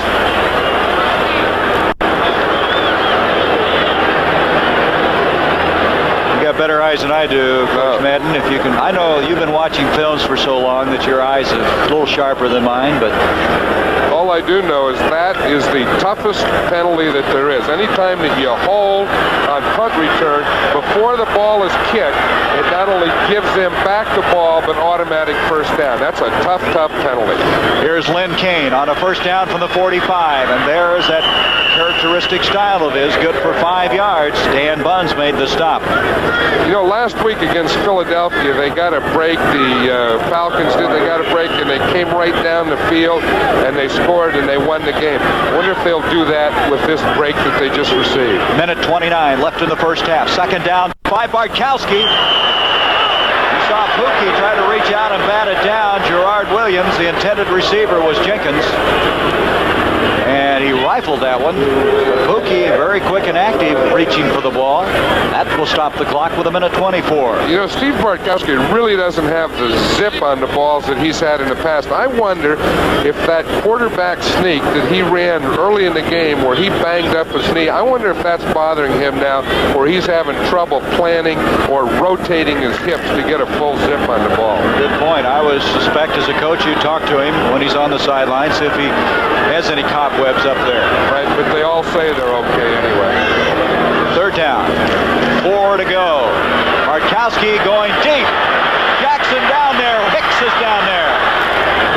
Alfred Jackson, they call him Action Jackson because of the fact that he's been such a big play performer. In fact, he had 3 touchdown catches in the first 6 games. But a man you've got to really keep singling out is 22, Dwight Hicks. Dwight Hicks, you talk about an action man. Dwight Hicks has really been an action man. He's been good and strong against the run. He's been back deep, knocking down passes. You know, and he did that in the Giants game a couple weeks ago. He had a big game in that game that we saw. Well, Hicks is the kind of guy they'd kind of like to move to strong safety. He's playing the free safety spot, but they really like him. Out of Michigan, James hits that very high. They're going to let it hit. Nope, they're not either. Fair catch is called by Hicks. And Hicks makes the catch at the 14-yard line, a 26-yarder. And so, with a minute 9 left in this first half, San Francisco is able to hold again. And San Francisco's defense has just been superb in this first half of play. And coming into this game, we really didn't say anything about that defense. But, John, we saw them shut out the Giants, and they had 6 interceptions against New England. Maybe they got to start getting some credit. I think they should. You know, and it all started with the change to that 3-man line. I think that gave the secondary a little more confidence because they had a 4th linebacker in there that could help in pass coverage. Montana on a rollout, being chased by Yates. And he gets to the 15-yard line, stopping the clock with a minute 3. Looking ahead to the final games of the regular season of play. The Lions, they may have to win that one. They're still alive both as the division champion and as a wild card. The Vikings could win the division title today, and other games, I tell you, that's the thing Atlanta wants to avoid, John, is having to win that game in L.A. to win the division. And to avoid that, they can win today. If they win today, then they win their division. So as Lehman Bennett said, we'd like to go out, get the 49ers, and get it over with. Second down, 9. Montana, by the way, is leading San Francisco in rushing with 20 yards. But here comes Earl Cooper, and Cooper with a first down to the 30. Cooper to the 35. And the rookie is to the 39-yard line. Don Smith dropped him. And Cooper, with those moves, has given him some breathing room. A timeout after a 24-yard gain. The 49ers asking for that timeout with 53 seconds. Look at this. It's a draw play. Cooper waits like it's a pass. He waits. He gets the ball handed to him. He gets a good block by Cross in the front. That gets him out. And then he makes a nice run. And now he's the leading ground gainer. There's Bill Walsh. He's telling Joe Montana what he would like to have him do. And again, that's a big thing. They were backed up. They were on the 20-yard line. They had 80 yards to go. Now they're out at 40. Now Bill Walsh is telling them, now we can go to work. 53 seconds left in this first half. First down for San Francisco, just across their own 38-yard line, the 39-yard line area. Montana. And did he stay in bounds? He did. Freddie Solomon. Alan Lawrence defending on a play. Fine catch by Solomon. And now with 46 seconds, they're in the Atlanta end of the field, just outside the 40-yard line. One thing, you would think at the end of the half, at the end of the game, that Atlanta has to stay with the same types of defenses that they've done well within the season and within the game, and that means more of a press. I think that they ought to, continue to bring Joe Williams. Don't loosen up so much that you let him complete 20-yard passes in front of you. In other words, stay out of the prevent defense? Stay out of the prevent. Go after him. Press him. Make something happen. Montana on the first down. Hits Cooper. Cooper got a 5-yard pickup. Clock running now with 38 seconds. Making the stop, Curry, Kuykendall. You see the clock ticking around to the 30-second mark. San Francisco hurrying it up. Montana, protection there. And he hits Easton Ransom, the tight end. That'll be a first down to the 28-yard line. Kuykendall again with a stop, and a timeout is called by San Francisco. And with only 16 seconds left. Montana over to visit with Bill Walsh, and all of a sudden, the 49ers are moving the ball. And I want to pick up on a point, Mr. Madden. You talked about the prevent defenses. I'm not a coach, but I've never seen very many prevent defenses work. Well, again, to use a prevent defense, a true prevent defense, the big thing is the score and the time. Now, when they need more than one score to beat you, and it's at the end of the game, that's a good time for a prevent. With the score 7-0 before the halftime, I really don't like it. This is a tight game. Now, they had the 49ers on the minus 20-yard line, and by playing a little looser, they have let them drive complete 2 or 3 passes, and now they're in a position for a field goal. And interestingly enough, it was last week, I think we mentioned this briefly, that it was Atlanta that scored just before the half, cut the lead to 4 points, and of course with a 7-0 lead, a field goal right now could be very big in this game. We had a lot of things happen in this first half that can come back to haunt either one of these teams. We had both teams have gone for it on 4th down. We've had a missed field goal. We've had some timeouts used up. We've had some opportunities that really haven't been capitalized on. And I'm sure that that's what they're thinking on the Atlanta side. I know on the San Francisco side, Bill Walsh would figure, geez, they've had a lot of opportunities. We're only 7-0, but if we could get one in here now, it'd be great. San Francisco with one timeout remaining. Linville Elliott to the 25 and to the 23-yard line. The clock is still running. Nope, they stop it now with 9 seconds as he got out of bounds. Kuykendall over to make the stop. I don't think he got out of bounds, Gary. I think he was trying to get out of bounds. Burl Toller, the official over there, said no, that he didn't get out of bounds, so the 49ers used a timeout, and now they're bringing their kicker, Ray Wershing, in. I talked to Ray before the game, and I said, I like to talk to these kickers before the game. They're good guys, but I said, how do you like this place? He said, look, he said, any place is good compared to Candlestick Park. So when I get away from there, I'm happy wherever I kick. Boy, he's done a job. 14 of 18, and this is going to be a 41-yard attempt. Ray Wershing, last week with a 36-yard field goal in overtime to defeat New Orleans. Wershing kick on the way, and Ray Wershing hits it. And San Francisco with only 4 seconds left in this first half on the scoreboard. 7-3 our score, and Ray Wershing, who by the way has missed more point afters than he has field goals this year. He's missed 4 field goals and 5 point afters. It's funny, we saw the kickers out here early. There was Tim Mazzetti was out here and Ray Wershing, and that's one thing that any stadium, any game, the one thing you can just about count on is if you go out on the field early. Now, I'm talking about 2.5 hours before the game. You'll always find something. Both kickers will be out there checking out that field. You're out there. You're getting them all straightened around. I like to talk to them. Yeah, crooked goalpost, straight goalpost, lean your head. The different shoes you wear. Well, anyway, Mazzetti has missed one from 35. Now watch him soften up the ball. See, you do that, you squeeze the ball so you can soften it and make it easier to kick. They've got all these routines. Wershing always comes out in a T-shirt. You notice that? He walks around. He's got to wear a jacket. Mazzetti comes out early. Oh, it's something. You get here early. It's like coming to baseball and watching batting practice. You get to watch the kicker. That was a funny kick. And coming up with it, Atlanta. That's Tony Dayton. And with 1 second left, Atlanta will have the ball just outside the 35-yard line. Well, I'll tell you, this second half is going to be most interesting. What he was trying to do is he didn't want to kick the ball deep to let a real return man. He wanted to kick it through the front line into the wedge so the lineman would have to return it and hope that they wouldn't get another shot. But they do have one more play. Well, with 1 second left, you put in your 1 second play, right? What do you call that? Big Ben or something? Right. I've heard you have a word for it. What is it? You just crank up and throw. You just put a bunch of guys over on one side and run them all down the field, throw it up. What do you call it? Little sandlot football. You just everybody go deep and turn and look. Nope, they're not going to do it. They're not? Well, they're not lined up to do it. I mean, they may still do it. I was going to say they have, 3 receivers? Here we go. Last play of the first half. Here comes the big play to Jenkins, and he caught it for a moment. That's the thing about that play. And Atlanta a year ago, you remember, they beat New Orleans twice on a Big Ben play. Alfred Jackson was the man that did it. So there's our halftime score. Atlanta leading San Francisco 7-3. The second half of play, as you look statistically at this football game, the passing yardage very close. Atlanta, however, with the advantage in both time of possession and rushing. Right, and then the first down is probably the story there. With Atlanta has 12 first downs, the 49ers only have 6.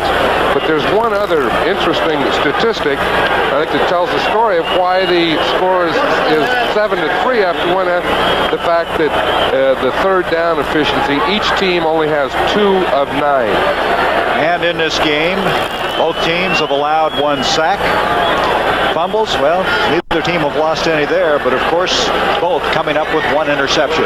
Ray Wershing, who kicked a field goal of 41 yards in distance with 4 seconds left in the first half, ready to kick off. Alfred Jackson is back deep for Atlanta. 7-3, the Falcons. They're a half away, if they can hang on here, to a division championship. Jackson out to the 20 to the 21-yard line. And one thing that's been very, very positive for both these teams is the coverage by their special teams on punts and kickoffs. The coverage by the special teams and the play of the defense, the swarming and the tackling of both defenses have really thwarted both the offenses. Gary Bender with John Madden as we start this second half. That's Bobby Farrell, who's one of those outstanding special teams players. We mentioned he is the captain of their special teams. In fact, just elected that, and he made a tackle, you might recall, in that first half on a punt. John, I want to go back to a point, though, that you were just talking about a lot in that first half, and that being that Atlanta playing very conservative, maybe at this stage playing not to win but not to lose. Right, and we'll see this. We'll see Farrell coming into the screen right there. See him catch that block there, and it looks like as he goes down, he gets the knee twisted. But to get to that point, I would imagine Lehman Bennett had a long conversation with his team. I'm sure he did. You know, it's one thing that you just said that the Falcons have to hold on. I think they have to do more than hold on. I think they have to attack, go out and get them, make something happen. And there's making something happen. William Andrews picking up some yardage. Dwight Hicks, Dan Buns, as you look at Lehman Bennett. Forward progress is going to be just about 2 yards, maybe a yard short of the first down. Andrews coming in here with a Falcon record of 1,125 yards, the best average in the NFC, 5 yards a carry. He's done it all this year. Second down, about a yard. And Andrews gets the first down. Andrews to the 35, Pillars with the stop. You might recall it was the initial series of this game that Atlanta scored on. They'd like to do that as they start this second half of play. And I'm sure that at halftime, that's one of the things that they talk about. You always look at what you did good in the first half and what you did poorly. You try and stay with what you did good. You try and correct what you did poorly. Now, they realize that they ran early well with Andrews and Kane, and they want to get back to that. First down from the 35. Bartkowski to Kane. Kane breaks out of there, and that's very close to another first down. Hicks again on the stop. So they have 1-2 punch, the most productive tandem in the National Football League. They came in here, Kane and Andrews, combined rushing to over 1,800 yards. Andrews, this time Kane, and that was a first down. They mark it at the 45-yard line. Now, those are the types of things that you can do at halftime. Sometimes during the game, during the second quarter, things get away from you. You have a chance to go in and collect your thoughts. Here is Kane, and Kane picks up 5 to the 50. Jimmy Webb hitting. Jimmy Webb, who's working on his degree in veterinary medicine, over to make the stop on Kane. Webb this year has been slowed with a broken hand. He had a cast on his hand for a long time. You know, one other thing, Gary, we had a report that Ricky Churchman, the strong safety of the 49ers, was injured and may not come back. He's not playing now. He's really a very important factor in their run defense. It may be a little easier without Churchman in there. What has happened, they have Rhodes playing a safety along with Dwight Hicks. Junior Miller. And Miller inside the 45 to the 43. Ray Rhodes, the man we just mentioned, making the stop. And a very relentless attack now by this Atlanta team. Very indicative of that drive that they scored on back in the first quarter. I was going to say, they're doing the same types of things that they did in the first quarter on that drive. They're throwing to Junior Miller, and they're running the ball to William Andrews and Lynn Kane. To further develop that secondary, Gerard Williams is now at left corner. Rhodes has moved to safety, still having Johnson at the right corner spot. On a first down. Andrews, this time, well, wait a minute, don't give up on him yet. Looked like he didn't have anything. Instead, he gets to the 37. Jim Stuckey pounces on him there. He disappeared from view, but you could see he was making some progress because that pile was moving along with him. As you say, we'll watch it here. Now watch these two running backs. They hand off. It's a little cut back. He had pretty good blocking in there. Watch those legs drive. You know, that's the one thing that you want a running back to do. You tell him, never stop your legs from driving. Never stop your feet from moving forward. I think he's listening to you. No, someone taught him that a long time ago. Second down, 5. Atlanta with a 7-3 lead. The initial series of the second half. Bartkowski to Andrews. Andrews bounces off of people, and he's not going to get the first down. Dan Bunz eventually making the stop. Let's take an isolated look at that last effort by number 31. And we'll see this. We'll see both of the running backs and see how they block for each other. Now, Lynn Kane is leading on that. He's leading on the outside man. He gets a good block, but the inside man is the one that stops him, but he hasn't stopped him yet. He didn't get enough for the first down. Look at that. Bunz is kind of to whirlwind around with him, spin around to get him down. Third down. I bet they don't quarterback sneak this one. Third down, 1. He called it. Here's Kane, and I don't know. We may have a fourth down coming up. Jerry Wilkinson, a former Ram who's 6'9" and weighs 260, was in on that tackle. And the ball being placed, it's going to be fourth down. We're going to have fourth down, and it looks like the Falcons are going to go for another fourth down situation. Remember now, in the first half, both teams had fourth and less than a yard and didn't get it in the first half. I would think if I were going to do it that I would hand the ball to William Andrews. I tried the quarterback sneak, and that one didn't work. Look at the fans. They love it when you go for it. If you don't make it, they don't love it, though. Boy, that's a reversal of an opinion in a hurry, isn't it? Give it to Big 31. That's who they're going to. Andrews, he's tripped up. The ball is loose, but it's been blown dead. Now, I don't think Andrews got it. No, he didn't get it. I'll tell you, the one thing that we forget to mention here again is how well the 49ers are playing. And the thing that the 49ers did well on that play is they got penetration. They got into the backfield and got him stopped before he could get turned up. And that's what you have to do to these two running backs. Well, what about running straight ahead, though? They ran sideways for a while, and on a short yardage play like that, well, you wonder. Cleveland Browns leading the Vikings. What a big game that is for both of them. However, the Vikings have scored on a 31-yard touchdown pass. Tommy Kramer to tight end Joe Sensor. here after a 4th and 1. Atlanta didn't get it. The 49ers with the ball at their own 34. Earl Cooper for a 2-yard pickup to the 36. Kenny Johnson with a stop. We may have a record today for 4th and 1s and not picking them up. We've had 3 thus far. Right now, let's watch number 65, Don Smith, the nose tackle here. Now watch the play here. You know, they have to stop and play in the middle of the field and then go right down the line of scrimmage. And this is the type of nose tackle you like, one that can play the hole, as Don Smith can. Then if they go away, can come right down that line of scrimmage like an extra linebacker. 2nd down and 8, Montana. Too tall, Dwight Clark, a double coverage on him. Kenny Johnson is over there, also linebacker Joel Williams. Montana. You mean he wasn't tall enough? What do you mean, too tall? The pass, no, too tall. Oh, I see. The pass was too tall. Or you could say Dwight Clark wasn't tall enough. There's DeBerg. He has the information in. Turns around and walks away like he doesn't think that one's going to work. No, he says, I want to play. Give me my helmet. 3rd down and 8. The 49ers, who have won 3 in a row. They'd like to end 8 and 8. That was their goal, really, at the start of the year. Back to throw, Montana on 3rd and 8. This time, Sullivan. Check that. Owens going up for it. Kenny Johnson defending on the play. And again, that secondary of Atlanta's around the football. There hasn't been really anybody that open in this entire game. Oh, and again, it was too tall. He threw what, the receiver or the ball? No, the ball. He threw 2 talls in a row. Two talls. Here's Miller back, doing a good job today. 42-yard average. Kenny Johnson. Out of the shade. There's Johnson now. He'll have a little sun there, as you can see. Miller kicking out of the shade. Very, very well kicked. High. At the 20, Johnson. I believe Atlanta's recovered it. They did. Kenny Johnson. Let's see who saved it for him. A 44-yard kick. And that is Roland Lawrence.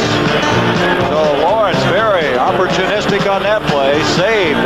Could have been a big turnover here in this 3rd quarter play. So we have to win this game. They're going to get into the playoffs. Nick Lowry's kicked another field goal in that game. James Hadnot scored on a 3-yard touchdown run. As at one time, Pittsburgh led in that game 7-0. With the football, Atlanta. The line of scrimmage, 17-yard line. Back to throw, Bartkowski. Gets it off to Andrews. Andrews, 25. That's about it. Ray Rhodes over there to make the stop. Still going to be 2 yards short of the first down. Terry Tutalo over. Tutalo, the man they picked up after he started the year with the Eagles, then went to the Bears. Now a young man who played his collegiate football at UCLA, been a very valuable player for San Francisco. An excellent job on that screen, because the Falcons had a 4-man screen out in front of Andrews, and Tutalo played through it and made the tackle. 2nd and 2, Lynn Kane.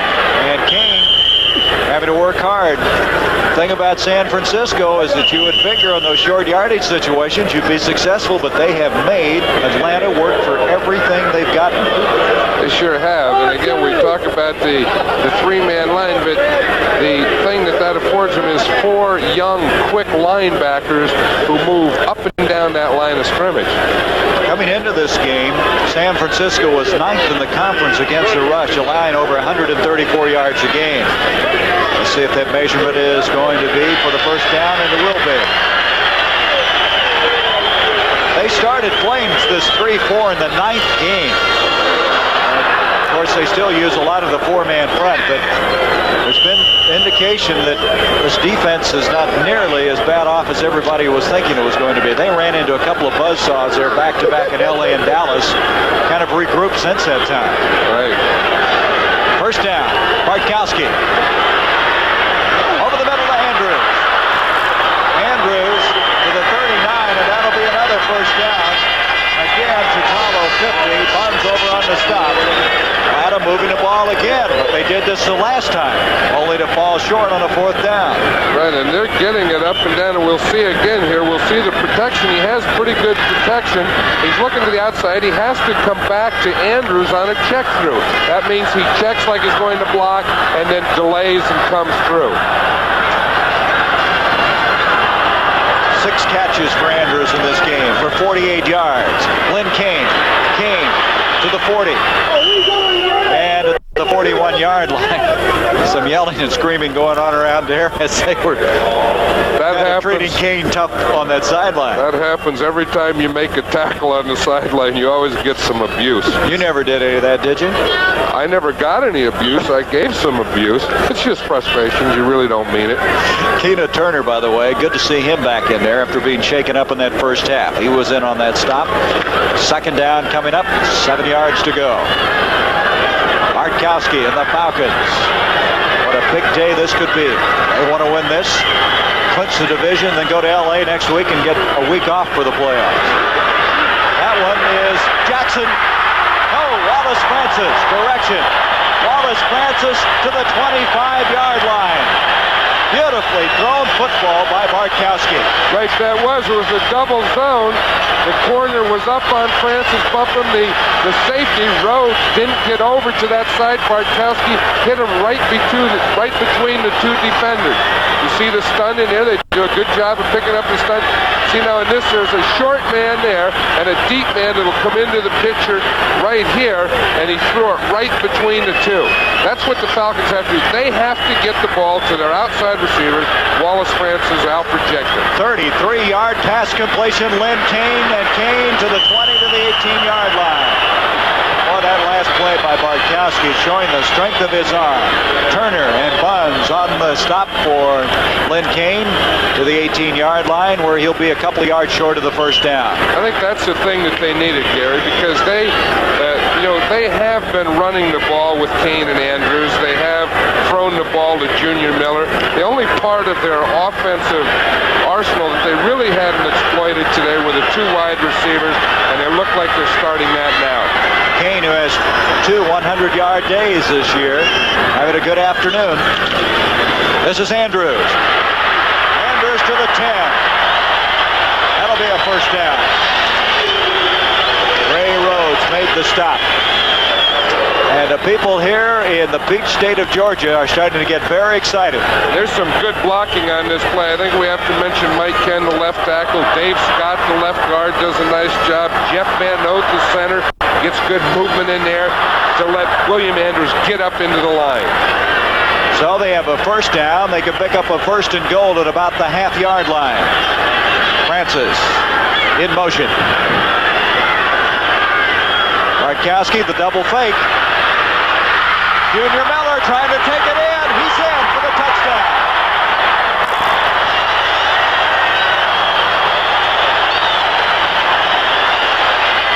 The Whitehicks just couldn't keep the big rookie tight end out of the end zone. I'll tell you, that was some throw by Steve Bartkowski. It looked like it was a little shaken up, but they came on a safety blitz on that one. And we'll see if just as he's ready to throw the ball, he takes a lick here. Now watch the safety coming right up the middle. That's Ray Rhodes coming right up the middle. Just as Bartkowski throws the ball, he really takes one. Boy, that big guy, he's unstoppable in a situation like that. Mazzetti, point after attempt. It's 14-3 in favor of Atlanta. So the Falcons, the last 2 times they've had the ball, have moved it well. This time, they got it into the end zone. Bartkowski to Miller. Miller coming away in this game with yet another touchdown pass, his 8th. Junior Miller, with that touchdown catch, has tied the club record. He has 8 for the year. The record was set last year by his teammate, Wallace Francis. 6 catches today for the rookie. 14-3 Atlanta. This place is alive. James Owens. Owens to the 20, out to the 23-yard line. Owens this year has returned to kickoff. 101 yards for a touchdown. That against Detroit. That was a 17-yard return. Robert Pennywell with the stop. And now you wonder, John, is San Francisco's really going to have to open up, trailing 14-3? But the way Atlanta's been playing defense, there just ain't anybody been open. No, I think they will open up. They would like to get some better field position. That's one thing. Atlanta, with their kicking and their coverage and having pretty good field position, really hasn't put San Francisco in some real good field position. From the 23, Montana on first down. Solomon, and that's a very quick way to come back, isn't it? All the way into the Atlanta end of the field. They're going to mark the ball at the 46-yard line.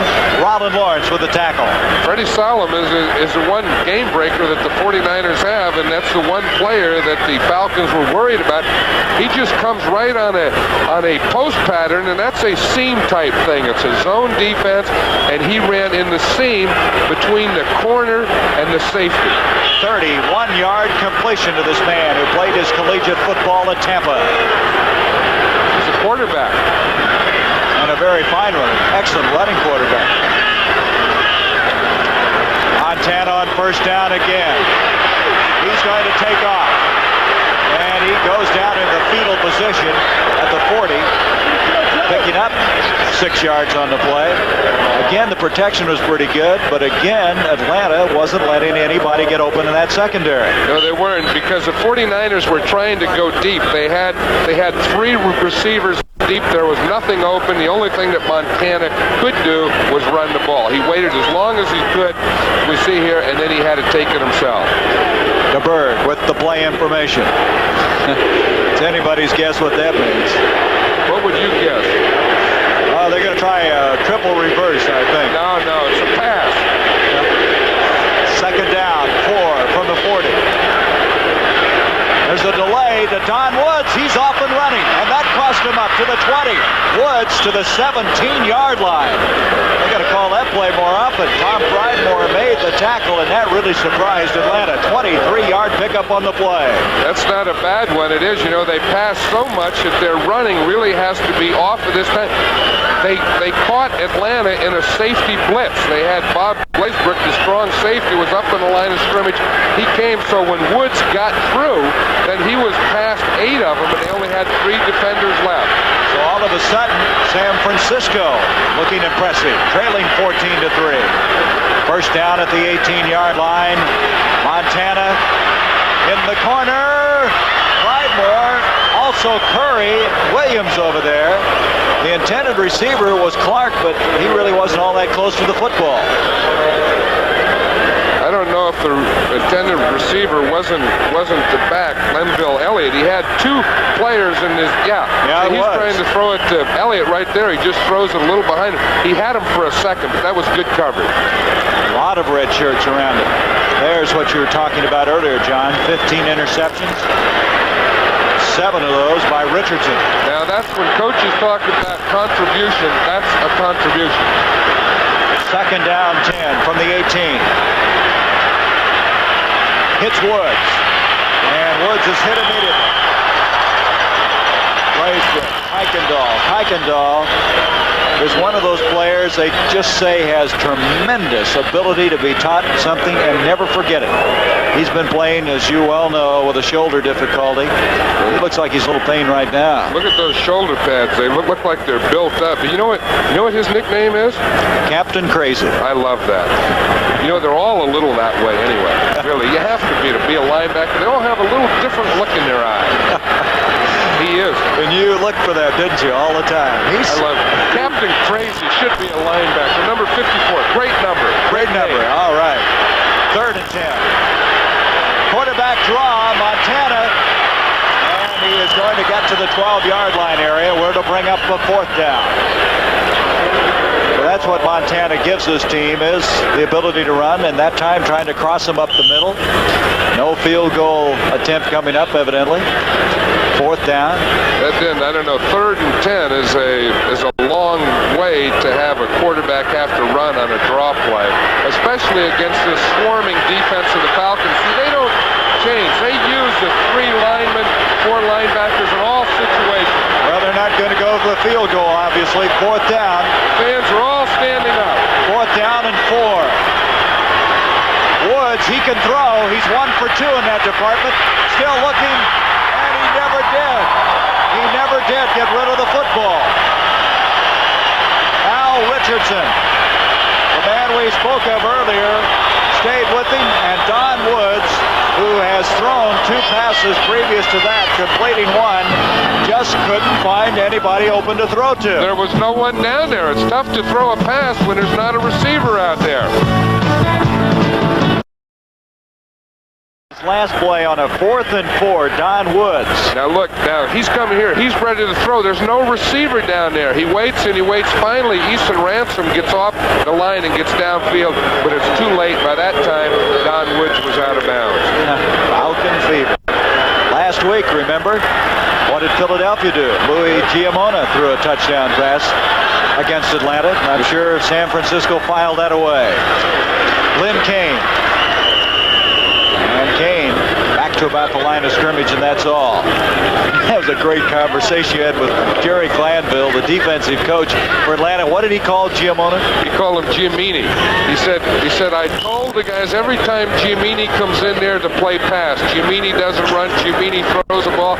He said, and what happens? They put Giamini in, Giamini comes out there, throws a touchdown pass. You're going to say that after a while. He said, I asked the guys, I said, who was in there? Giamini? They said, yeah, Giamini.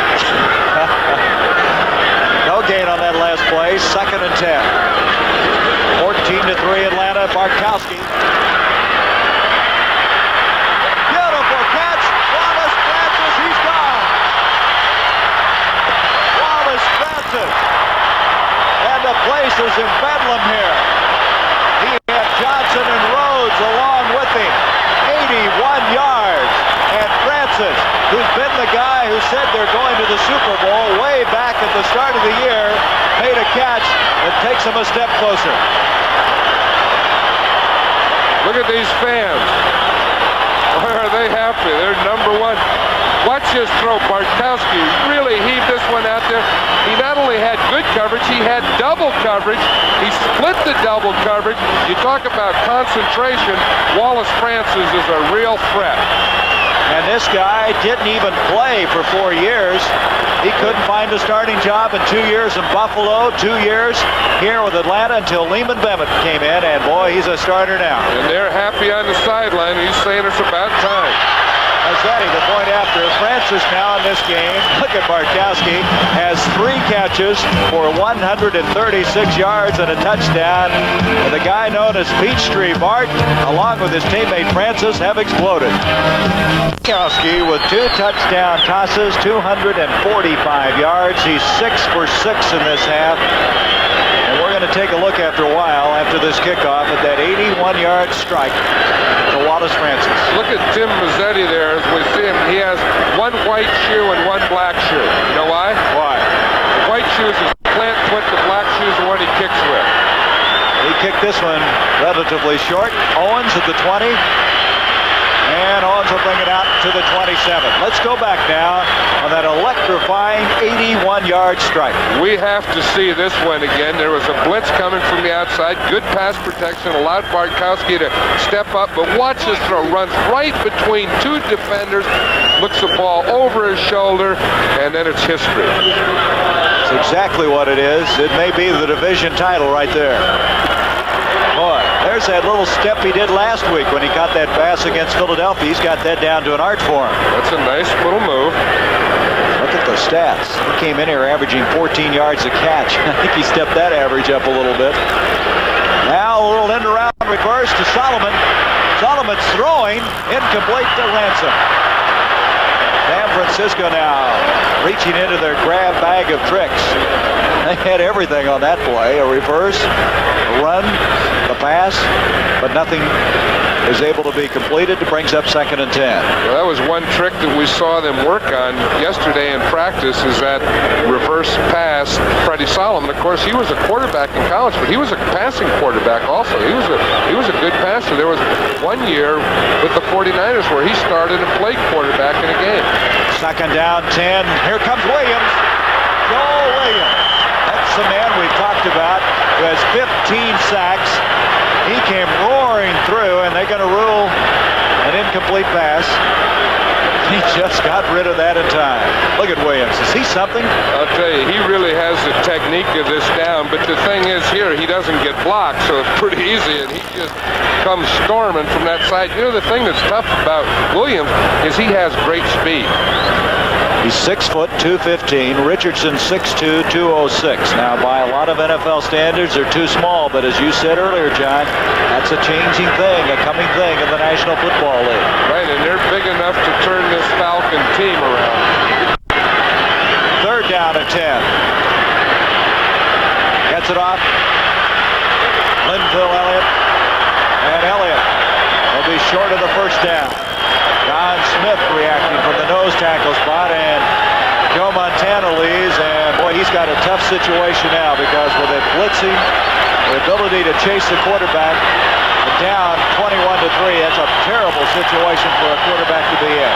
And I like the way Atlanta played that. You know, they just got ahead. They just got their 21st point, 21-3, and instead of sitting and playing cautious, they went after it. Jim Miller. No real rush put on this time. Kenny Johnson at the 25-yard line. Johnson dropped short of the 30 at the 29. That time, Terry Tatalo and Craig Pookie, 54 on the tackle, 43-yard punt, a 7-yard return. So Atlanta, in their 15th year of existence, getting closer and closer to a division title, and I'm sure the people watching in Los Angeles, the Rams, realizing now that maybe in that wild card situation. That's right, because if Atlanta wins today, of course, they clinch the division. You know, there's another always thing, something though. in this. You know, and then after that to say, but they have to win next week to clinch the home field throughout the playoffs. Here's Andrews. Andrews out of bounds at 31. Now, something that I was not aware of, wasn't paying much attention to, is that if you look at this, the Eagles, they're trying to keep pace with Dallas, who plays the Rams on Monday night, is that if the Rams would lose Monday night and then lose against Atlanta and Detroit would win both, Detroit would be the wild card.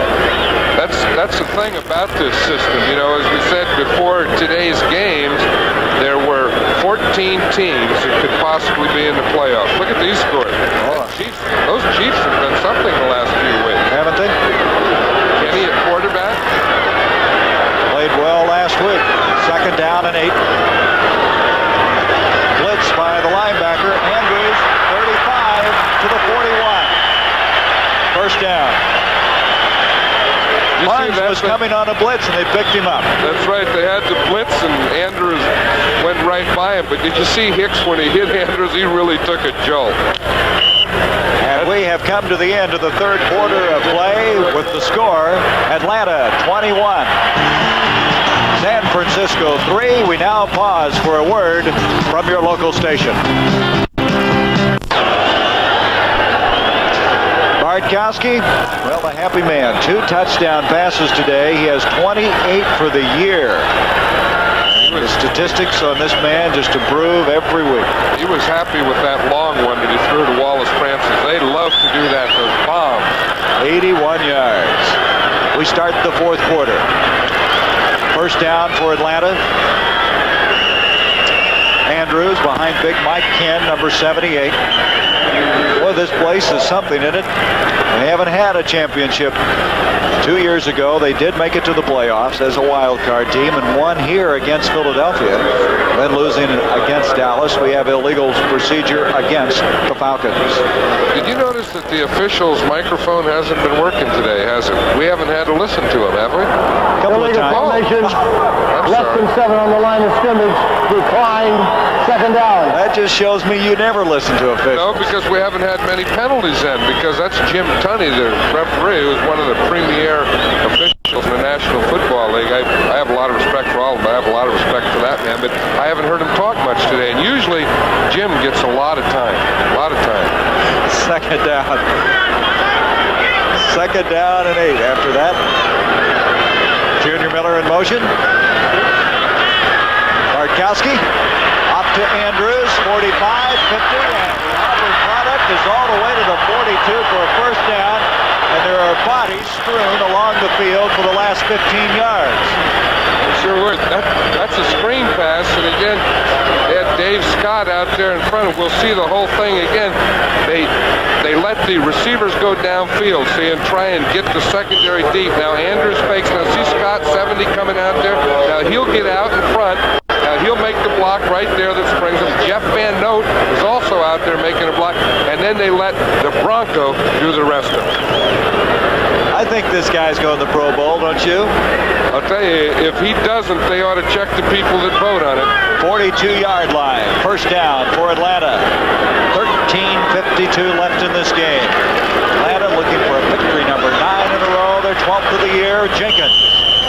Jenkins hemmed in. Boy, you think about this Atlanta team. John, you had their first game of the year. They lost in the last seconds to Minnesota, went in against New England, and that was the pivot point. That's true. You know, they started out that first game. I really had the feeling they didn't know how good they were. But I think they found out the next week in New England against the Patriots. And I've said all season that probably that day that was the best team that we've seen all year. It was the Falcons against New England, the second game of the season. Andrews, by the way, has 143 yards in total offense, 80 of it by the rush. Now he's going to pick up some more. Andrews inside the 35. Andrews this year has 5 100-yard days, including last week against Philadelphia, 101 yards. As Andrews in that New England game that you talked about, that he gained 124 yards. You see that neck brace that he wears there? I was talking to him about that yesterday, and he said he wants it right below his helmet so that when he gets hit, the helmet doesn't go back at all.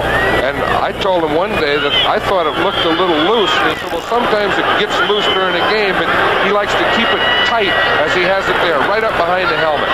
3rd down and 2 for the Falcons, who lead it 21-3. There he goes. Andrews on his way, all the way down to the 11, and he has another 100-yard day. Charles Johnson stopped him, and did he get down there? A 23-yard romp.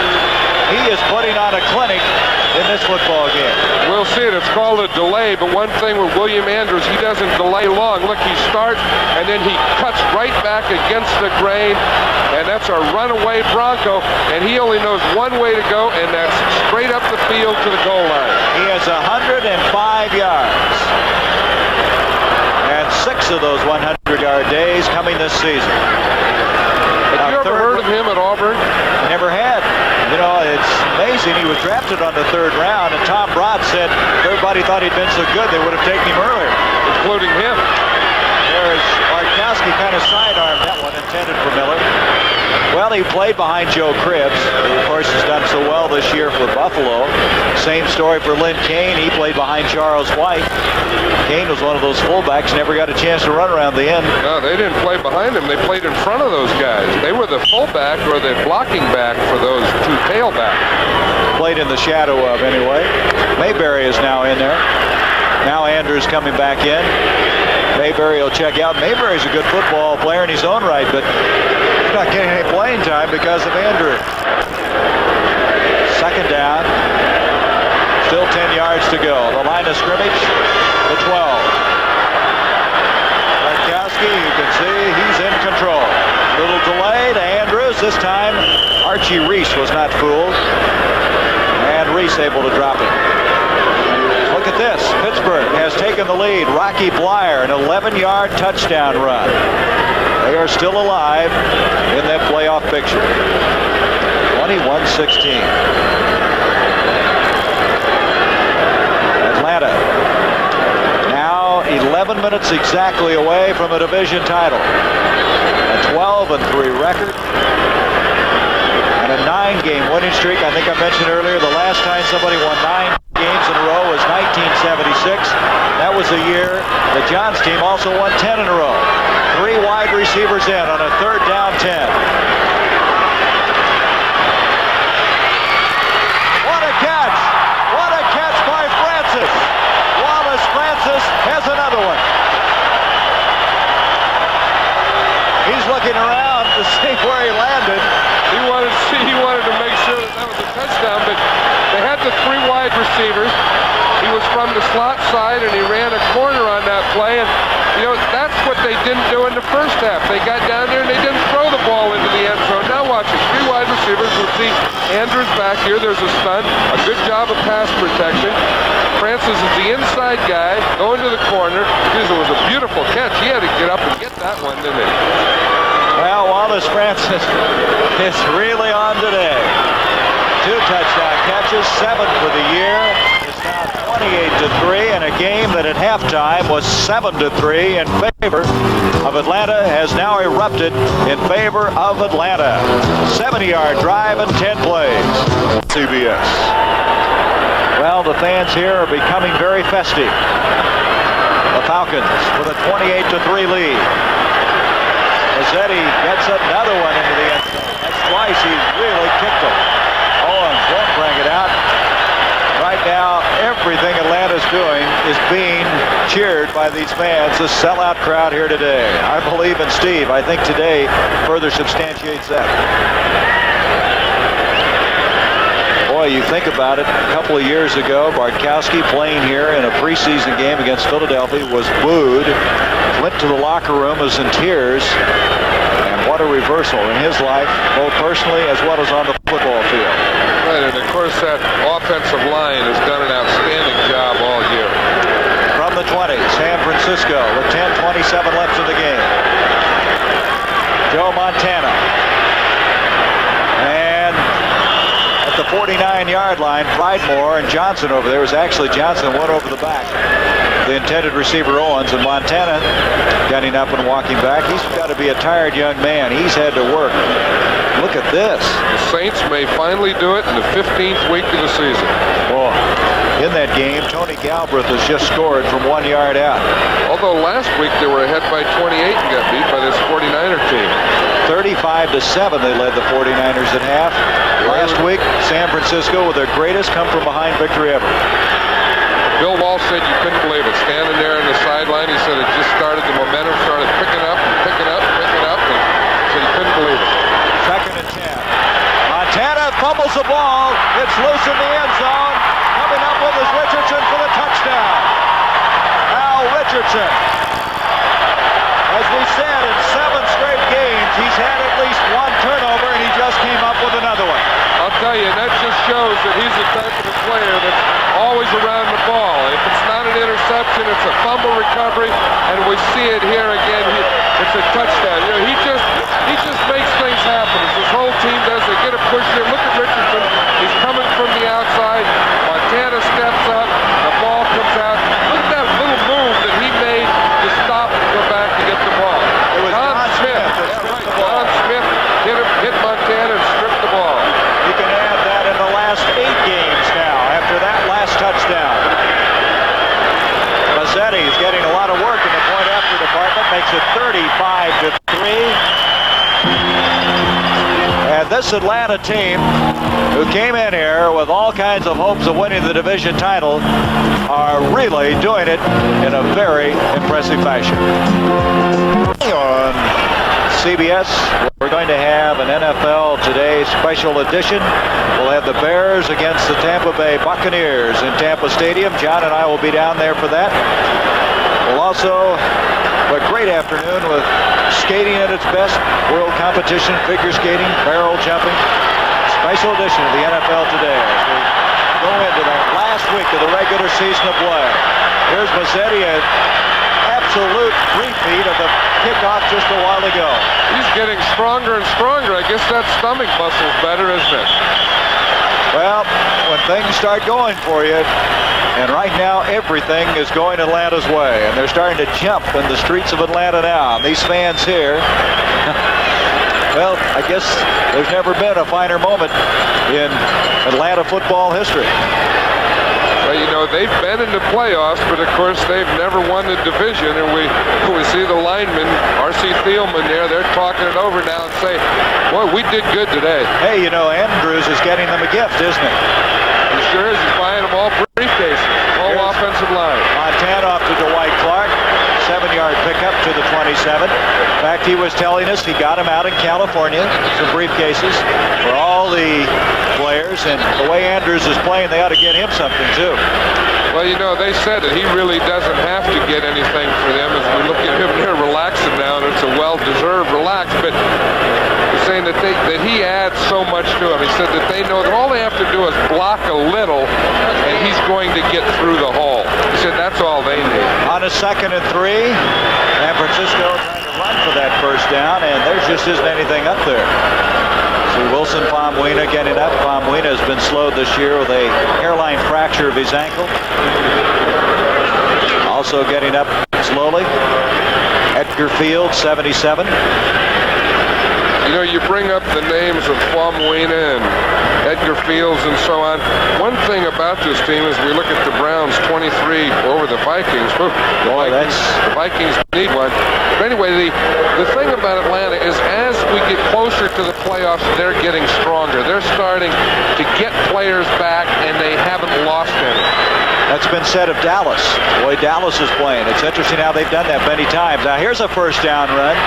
Don Woods. Woods to the 40-yard line. Pridemore. Woods has played very well today. And there will be the new quarterback when they get the football, Mike Morawski. This young man played collegiately at California Davis. Chuck Corrill, who is the snapper, may also come in and play center in place of Jeff Van Note. Morawski just hadn't had a chance to play this year. No, and that's one thing that Coach Lehman Bennett will have an opportunity to do now is to play some of these backup players, maybe the rest of today's game and maybe next week. 8:12 left in this game. First down for San Francisco at the 39. Montana. Owens. For a moment. He really got extended on that play. Pridemore. There's Francis and Miller. Junior Miller. Now, look at the size of him. You know, Tom Brookshire said he's 6'4", 235 pounds, and he said if he's junior, he'd like to see what senior looks like. Boy, what a first-round draft pick he is.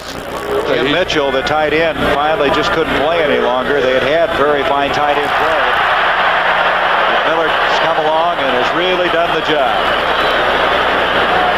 Second down, 10. That's Woods in motion. Montana looking to him. Nice move by Don Woods, 50. Woods, who made a big gainer earlier in the game, is now in at the Atlanta end of the field to the 47-yard line. Pridemore and now Earl Jones, a rookie out of Norfolk State, is back in that secondary. One of the guys that you mentioned a while ago that Coach Bennett will take a look at.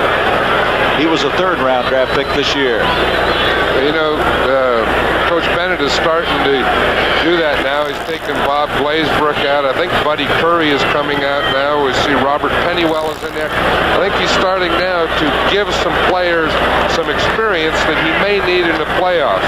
Houston also winning today. They need to win. Cleveland winning. Going down to that final week. A lot of those teams in the AFC to decide it. Montana to Clark. And Dwight Clark has the catch inside the 45. Joel Williams defending on that first down pass. It'll bring up second down and now 5. Lynn King. There's another one. I tell you, you start singling out players, you have to point to all of them. Well, that's why they're here in the playoffs, you know, because they have a solid team. You know, they can pass the ball and run the ball with equal proficiency. And those are the types of teams that get into the playoffs. You know, not the teams that can only pass it or can only run it, but the teams that can do both. 6.5 minutes left in this game. A couple of fakes by Montana. And he has a completion to the 30-yard line. Dwight Clark with the catch and Ronald Lawrence with the tackle. Let's go back and look at it again. We'll watch Dwight Clark come down here and he just runs a hooking pattern. See, he starts, then he pushes up, then he comes back into the middle. He's really been a pleasant surprise for this 49er football team. And he's one of the players that Bill Walsh can look forward to for next year to really build his team around. Mike Ken. There's a young man out of Michigan. In a short length of time, only his third year, is considered by many the premier offensive tackle in the NFC. Here's Woods. And Woods swarmed at the 30-yard line.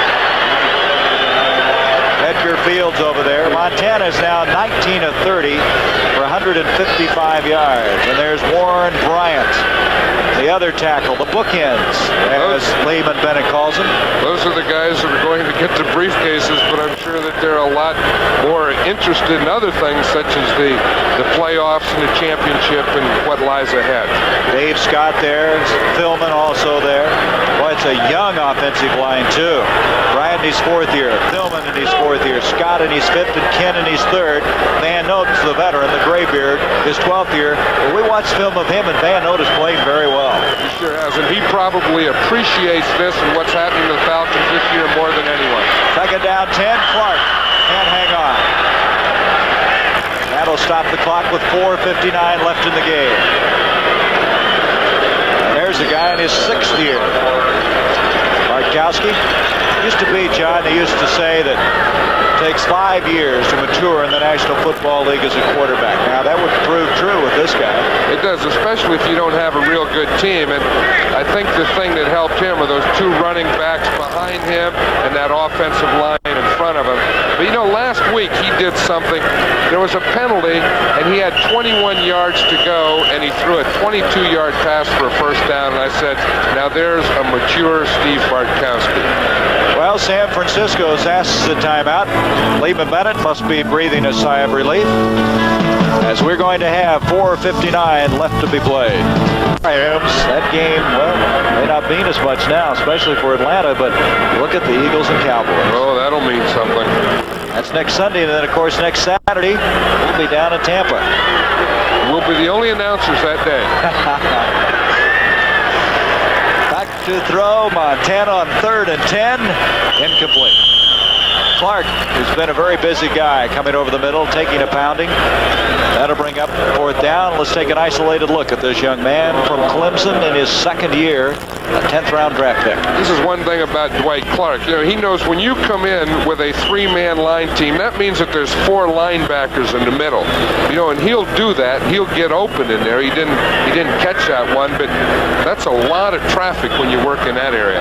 He has 6 catches for 57 yards. Jim Laughlin defending on the play. He's the rookie who started when Kuykendall was hurt and played extremely well. They really like him. I think he's a Stan White type, very smart player. On a 4th down, San Francisco trailing 35-3, and Clark intercepted. That is Earl Jones, his first interception in the National Football League. Jones out of Norfolk State, a man who they really have some high hopes for, and look at his eyes. Are they big? Is he excited? I'll tell you, he's happy, and he's not going to give that ball back. He said, I intercepted it, I'm going to keep it and take it home. I think it is. There's the man who just picked off the bass, Earl Jones. He was a track man at Norfolk State. He kept the football, and he's telling them all about it. New quarterback, Mike Morosky, has come in. He hasn't played at all this year. Out of Cal Davis, 6th-round draft pick a year ago. After the interception, setting the ball up at the 7-yard line. Here's Mayberry out of Colorado. Mayberry out to the 9.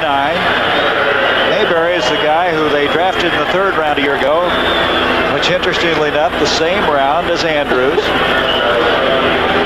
We're having some video problems right now. We apologize for that. You know, one thing, I think one advantage of clinching your division championship early is that you can play players that haven't played much and get them a little experience. But the other thing, and probably the most important thing, is that you can rest some injured players so that you don't have to go into the playoffs beat up. And another thing, with Atlanta winning the division, they get that first round, that first day off, first weekend. You don't have to play in the wild card. That helps. Here's Mayberry. Mayberry out to the 21, a flag. Mayberry looks an awful lot like Andrews. Built along the same lines, 5'11", 210. Man shaken up, and also, as we mentioned, the flag. That's going to be a holding penalty against Atlanta. I said, well, no, it wasn't a clip, Jim. It was a holding. You guys never were on the same wavelength down there on the field, and here you are up the booth trying to second-guess them again. Yeah, because it was on Charles Johnson, who's down on the play, but it was a screen pass, and the lineman out in front just took a grab at him. Let's see if we have to listen to him.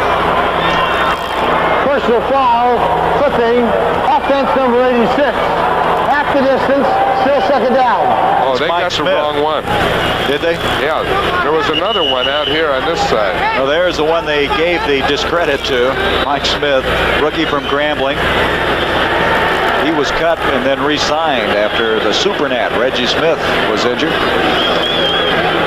That last pass by Murawski, by the way, was his first of the year to Mayberry.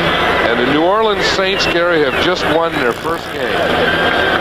Boy, it's a long dry spell, isn't it? 14 weeks. They were so close last week to doing it. In fact, the last 2 weekends before, they've really pressed people. That's Johnson, the man who's been hurt. Johnson's been having problems with the hip pointer, and there was some concern yesterday during workouts whether he'd be able to play, but now evidently shaken up again. And let's hope it's not that hip pointer again. He got run over by Mayberry, and that's the reason I was saying he looks so much like Andrews on that play. It does look like it was his hip again. So after the penalty, 2nd down and 9. We have 3 minutes and 48 seconds left. Fans are starting to cheer. Did they just announce the Saints score? Is that what it was? The Saints winning? The people here are excited about that.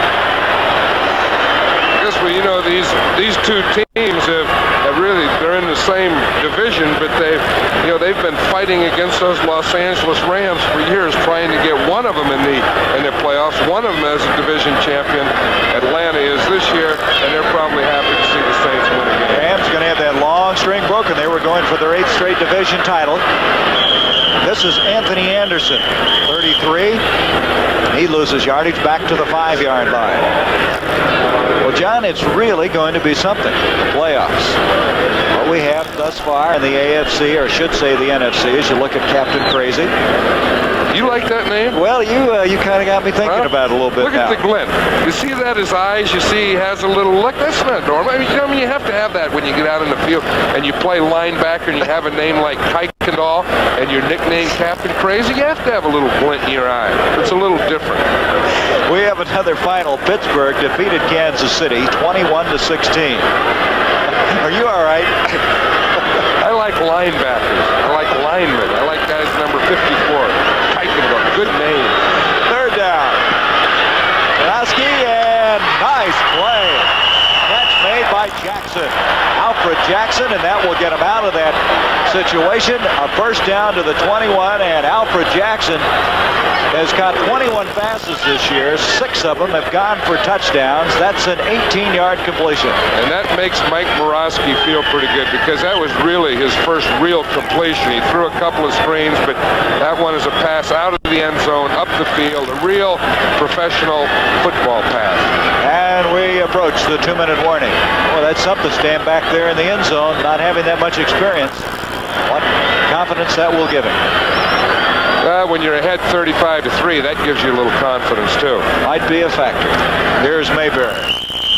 Mayberry running for maybe a yard. Scott Hilton in the game now, making the tackle. Hilton has had a fractured rib. As there he is again with that glint in his eye, as John Madden described it. The 2-minute warning now being executed here at Atlanta Fulton County Stadium. Each other. I'll tell you, that was quite a sight to see. You know, I know what these players go through. You think of all the years that Rankin Smith went through it, that Jeff Van Note went through it, all the lows that they had, and they really deserve a real high today. 2nd down. Murawski trying to hit Mayberry. That'll bring up a 3rd down. Coming up in a hurry on that play was Keena Turner. Spotter is Tim Cambius. A statistician, Joel Alterman. Thank you, gentlemen, for your help today. Announcing some more scores. Pittsburgh, we said, has already won. The Saints breaking 14-game losing streak. We still are having difficulties with the video, so we'll kind of pick up the pace here a little bit with a little radio play-by-play. Have you ever wanted to do a little radio? Yeah, but I've never done anything. How do you do it? Well, we'll start it here. The ball's now at the 21-yard line. Receivers wide left and wide right on a 3rd down and 11. Murawski, the quarterback. Straight back to throw, setting up at the 11-yard line. A flag on the play as he fires it to the far side of the field at the 31-yard line. Incomplete, intended for Jackson. That'll bring up fourth down. Yeah, the viewers at home probably couldn't see that, but that was one of those passes by Morosky that was too tall. Too tall. Yeah. A lot of mustard on it.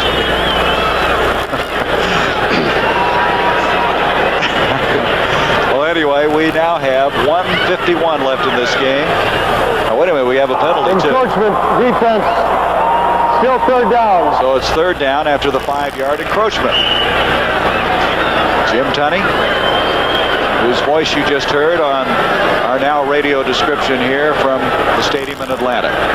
The ball is now resting at the 26-yard line. Yeah, that's one great thing about radio is you can make a mistake and no one sees it, so they don't know. You can always put a lateral in, John, if you got the wrong guy.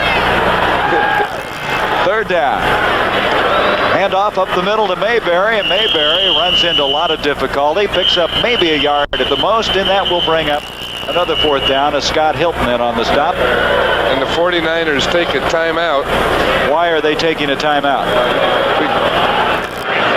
They want to get, the ball one more time with one more good shot just to practice for next year. All right.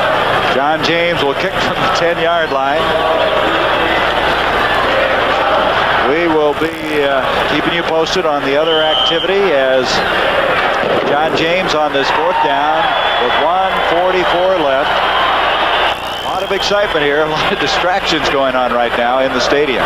Well, there was just a cannon went off, and I think some people in the stadium thought that was the final gun and the game was over, and they started to cheer. We still have 1 minute 44 seconds left to go with the timeout. We will keep you very closely posted on that Philadelphia St. Louis game.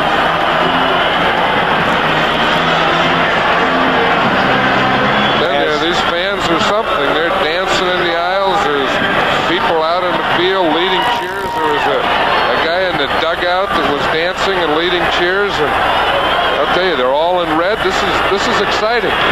Here's James with a picture-perfect punt. Beautiful kick. Freddie Solomon has it at his own 33. He's going to the far side of the field.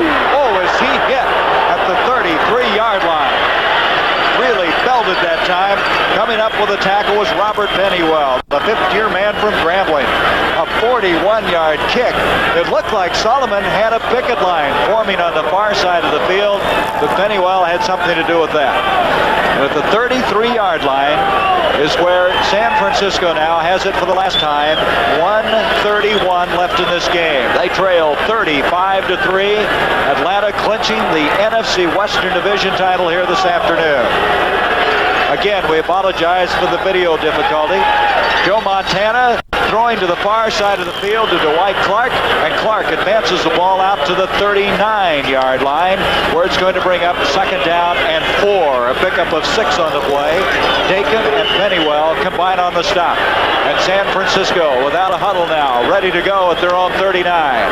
Montana in his hurry-up offense with receivers wide left and wide right.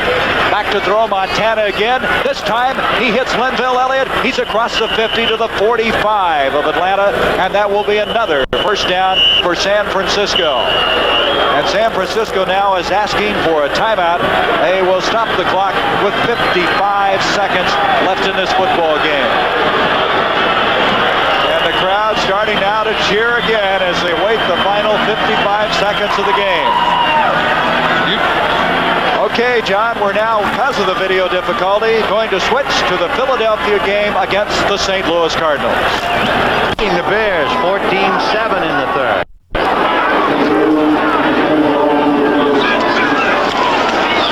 Lloyd down the right side to keep the string going. 5 seconds. Oh, did he? I thought he said he didn't. That's what he said. All right, we're back here now. As we now have 41 seconds left in this game, the 49ers have a first down at the 30-yard line of Atlanta. A pass complete to Dwight Clark, and Clark has the ball at the 16-yard line. We now have 29 seconds left in this game, and the crowd here expectantly awaiting the end of this game as Atlanta now seconds away from their first division championship. San Francisco, though, is trying to finish it off in a positive fashion. Golf is coming up next. The mix 16 Classic from Florida. Another pass this time from Montana, complete to Solomon inside the 15-yard line with 9 seconds left to go in the game as he gets out of bounds to stop the clock. So we again apologize for the video problems we're having here, but this has been a historic day as far as Atlanta is concerned, as the Falcons on their way to their 12th win, their 9th in a row. And these fans are only 9 seconds away from true celebration, as is the team and the coaches are all standing up here giving a standing ovation to this Atlanta Falcon football team. Second down now, 8. John, it's been a very good day as far as Atlanta fans are concerned. We congratulate Lehman Bennett, his staff, the outstanding football team, Eddie LeBaron, Kurt Mosier, and Charlie Dayton, their public relations director.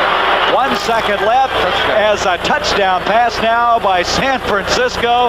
Linville Elliott in the end zone with the pass completion and the touchdown grab. So with 1 second left, the point after attempt coming up. I got to give credit to San Francisco. They just didn't quit. Joe Montana able to fire the first touchdown pass, the first touchdown of the day for San Francisco, who had only earlier a Wershing field goal with 4 seconds left in the first half of 41 yards. Cheerleaders are out on the field. That's what the crowd's cheering about. Yeah, they did. They had 1 second left. They threw the ball in there for a touchdown, and I think Bill Walsh feels that they want to practice and stay in. Ray Wershing, the point after, and it's all over. The final score, Atlanta defeating San Francisco 35-9. For John Madden, I'm Gary Bender saying so long from Atlanta, Georgia. The NFL on CBS is a presentation of CBS Sports.